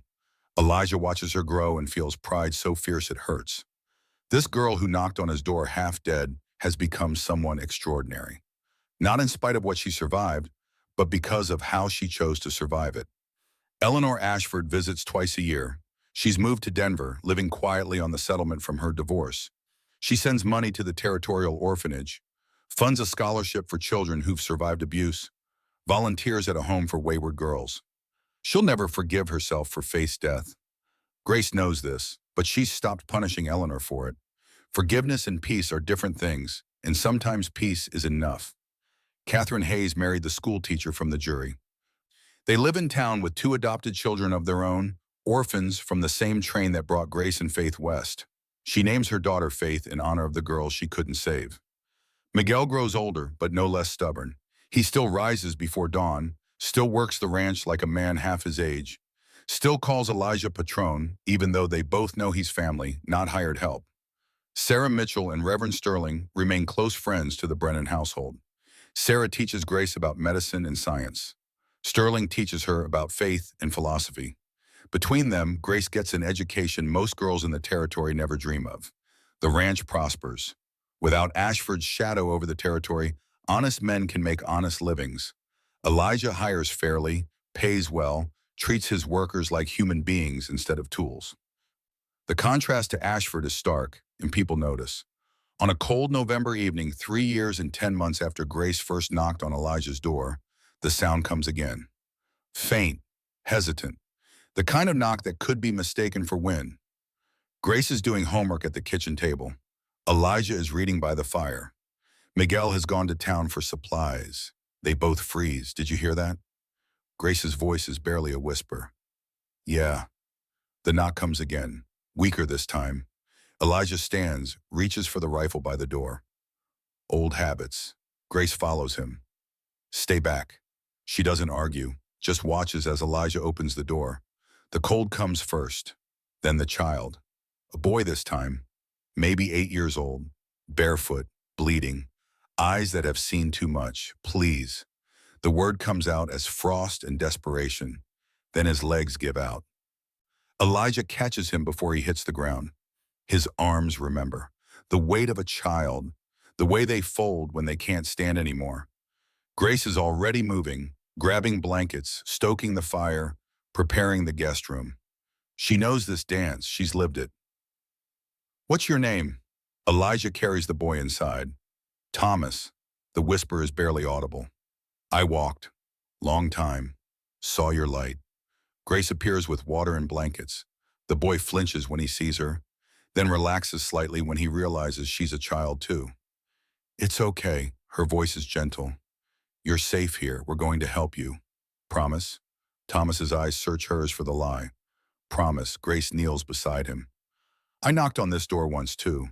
3 years ago, barefoot and bleeding just like you. They helped me. They'll help you. The boy looks at Elijah. Why? Elijah thinks about Daniel, about Grace, about second chances and cycles of salvation. Because someone has to. And I got room in my house, in my heart. He sets Thomas down by the fire. Grace, get Dr. Mitchell. I'll stay with him. Grace grabs her coat, then pauses. Pa? Yeah? We're doing it again, aren't we? Saving someone. Elijah looks at this boy who's walked into their lives, this child who needs them. Yeah, we are. Good. Grace smiles. Faith would like that. Daniel too. She runs into the night to fetch Sarah. Elijah sits with Thomas, checking for frostbite, assessing injuries. The boy has bruises, fresh ones and old ones, a map of pain that looks sickeningly familiar. Who hurt you? Thomas shakes his head. Don't want to talk about it. That's okay. You don't have to. Not yet. Elijah wraps him in blankets. But we're going to keep you safe. No matter what it takes. How do I know? Thomas's voice is small, scared. How do I know you're not like him? You don't. Not yet. But I'm going to show you every day until you believe it. Thomas studies Elijah's face, sees something there that makes him relax slightly. There was a girl at the place I ran from. She said if I ever got away, look for a house with a light in the window. Said that's how she knew she found good people. What was her name? This girl? Thomas's eyes drift closed. Hope. She said her name was Hope. Elijah's breath catches. Hope. Not Faith's sister, Hope, obviously. That Hope died years ago. But another girl named Hope, passing on the message. Passing on the light. The cycle continues. Sarah arrives within the hour. She examines Thomas with practiced efficiency, treating his frostbite, bandaging cuts, making notes about bruises. He'll be okay, physically. The rest will take time. She looks at Elijah. You know what this means. Another rescue, another fight. Whoever this boy ran from will come looking. Let them come. Elijah's voice is steel. We've done this before. We'll do it again. Grace appears with warm broth. Thomas drinks it slowly, no longer cramming food like it might vanish. She's taught him that much already, just by being present. As dawn breaks, Miguel returns from town. He takes one look at the boy by the fire and shakes his head, smiling. We running an orphanage now, patron? Something like that. Elijah puts his hand on Thomas's shoulder, something exactly like that. The days that follow are familiar. Wade Crawford comes to take Thomas's statement. Reverend Sterling offers sanctuary. Sarah monitors his recovery. And Grace becomes Thomas's guide, showing him that survival is possible, that trust can be rebuilt, that families can be chosen. Thomas's story unfolds slowly. An uncle who took him in after his parents died. Years of abuse and neglect. A final beating that made him run. 60 miles through November cold to reach the house with the light. The uncle comes looking, of course. They always do, but this time the response is swift and certain. Wade arrests him before he reaches the ranch. The community stands together. The trial is quick and the verdict quicker. Guilty. Thomas stays. 6 months later, on a spring morning that smells of new grass and possibility, Judge Harrison signs adoption papers for the second time. Thomas Brennan joins Grace Brennan in the family that Elijah never planned but desperately needed. On the night of the adoption, Elijah gathers everyone in the new house. Grace and Thomas, Miguel, Sarah Mitchell, Reverend Sterling, Catherine Hayes and her family, Eleanor Ashford, come from Denver. Even Wade Crawford stops by. The kitchen table is set for dinner. A feast Miguel and Grace prepared together. Roasted chicken and vegetables from the garden, fresh bread, apple pie. But there's one chair that remains empty. Always one chair. Thomas notices, who's that for? Elijah looks at Grace. She nods. It's for whoever comes next, whoever needs shelter, whoever knocks on our door when they've got nowhere else to go. Will someone come? Thomas's voice is uncertain. Someone always comes. Grace puts her hand on his shoulder. That's how I got here, how you got here, how the next person will get here. We keep the light burning. Elijah gestures to the candle in the window, Daniel's holder with a fresh candle inside, and we leave a chair empty. So they know there's room. The dinner is loud and warm and full of laughter. Stories are told, plans are made. Sarah announces she's thinking of opening a clinic specifically for children. Sterling talks about expanding the church's outreach program. Eleanor shares news that her scholarship fund has helped 12 children so far. After everyone leaves, after Thomas is asleep in his new room and Miguel has retired to his, Elijah and Grace sit at the table. The candle burns between them. You did good today. Grace's voice is ardent, adopting Thomas, giving him a home. We did good. This is your family too. You helped build it. She traces the blue ribbon on her wrist, faded now, but still present. Faith would be 13 if she lived, same age as me. You think about her a lot, every day, but it doesn't hurt as much as it used to. Now it's more like remembering someone you loved, missing them but being glad you knew them. That's called healing. Is it? Yeah. Grace is quiet for a moment. Daniel would be 13 too, right? If he'd lived, yeah. Do you think they're together, wherever dead people go? I hope so. Hope they're looking out for each other, looking out for us. Grace nods. I like that idea. Faith and Daniel, brother and sister in the afterlife, watching us make a family down here. Elijah stands, stretches. You should get to sleep. School tomorrow. Grace stands too, but pauses. Yeah?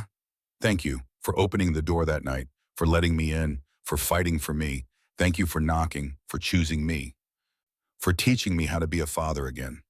He hugs her, this daughter of his heart, if not his blood. I love you, Grace. I love you too. She heads upstairs. Elijah stays in the kitchen, looking at the candle. For 5 years, he kept it burning for Daniel, a light for the dead, a vigil for a ghost. Then Grace came, then Thomas. The light became something new. Not just remembrance, but invitation. Not just mourning, but hope. He thinks about Victor Ashford, dying in a prison cell, crushed by the weight of inherited cruelty. He thinks about Augustus Ashford before him, passing poison to his son like a legacy. Cycles of violence and pain stretching back generations. But cycles can be broken. Elijah broke his cycle of grief and distance. Grace broke her cycle of victimhood and fear. Thomas is breaking his cycle of abuse and neglect. And somewhere out there, another child is walking through the darkness. Another orphan, another runaway, another survivor looking for light. They'll come to this door eventually. They always do. And when they knock, Elijah will open it. Miguel will make them food. Sarah will tend their wounds. Grace and Thomas will show them that healing is possible. The empty chair will be filled. The light will keep burning. The family will grow, because some lights are meant to be passed on. Elijah blows out the candle, but only for the night. Tomorrow he'll light it again, and the next day, and every day after. He climbs the stairs to his bedroom, pauses outside Grace's door. Inside, he hears her breathing, deep and steady. The breathing of someone who sleeps without nightmares anymore. Down the hall, Thomas's breathing is less steady, still adjusting, still learning to trust that morning will come, and he'll still be safe. But he'll get there. Grace did. Thomas will too. Elijah continues to his own room. The window faces east, toward the sunrise, toward tomorrow and all its possibilities. He thinks about the man he was 5 years ago. Broken, empty, waiting to die. He thinks about the man he is now. Father to 2 children who aren't his blood, but are his heart. Leader of a household built on second chances. Proof that people can change, can grow, can become something better than what they were. The wind howls outside, but the house is warm. The snow falls, but they have shelter. The darkness presses close, but they have light. And in the morning, when the sun rises over Wyoming territory, The Brennan family will wake up together. They'll eat breakfast at a table with one empty chair. They'll go about their day with purpose and love and the knowledge that they're part of something larger than themselves. A cycle of salvation that began with Daniel's death and Grace's knock and continues with every child who finds their way to this door. Some lights are meant to be passed on, and the Brennan family keeps theirs burning, always.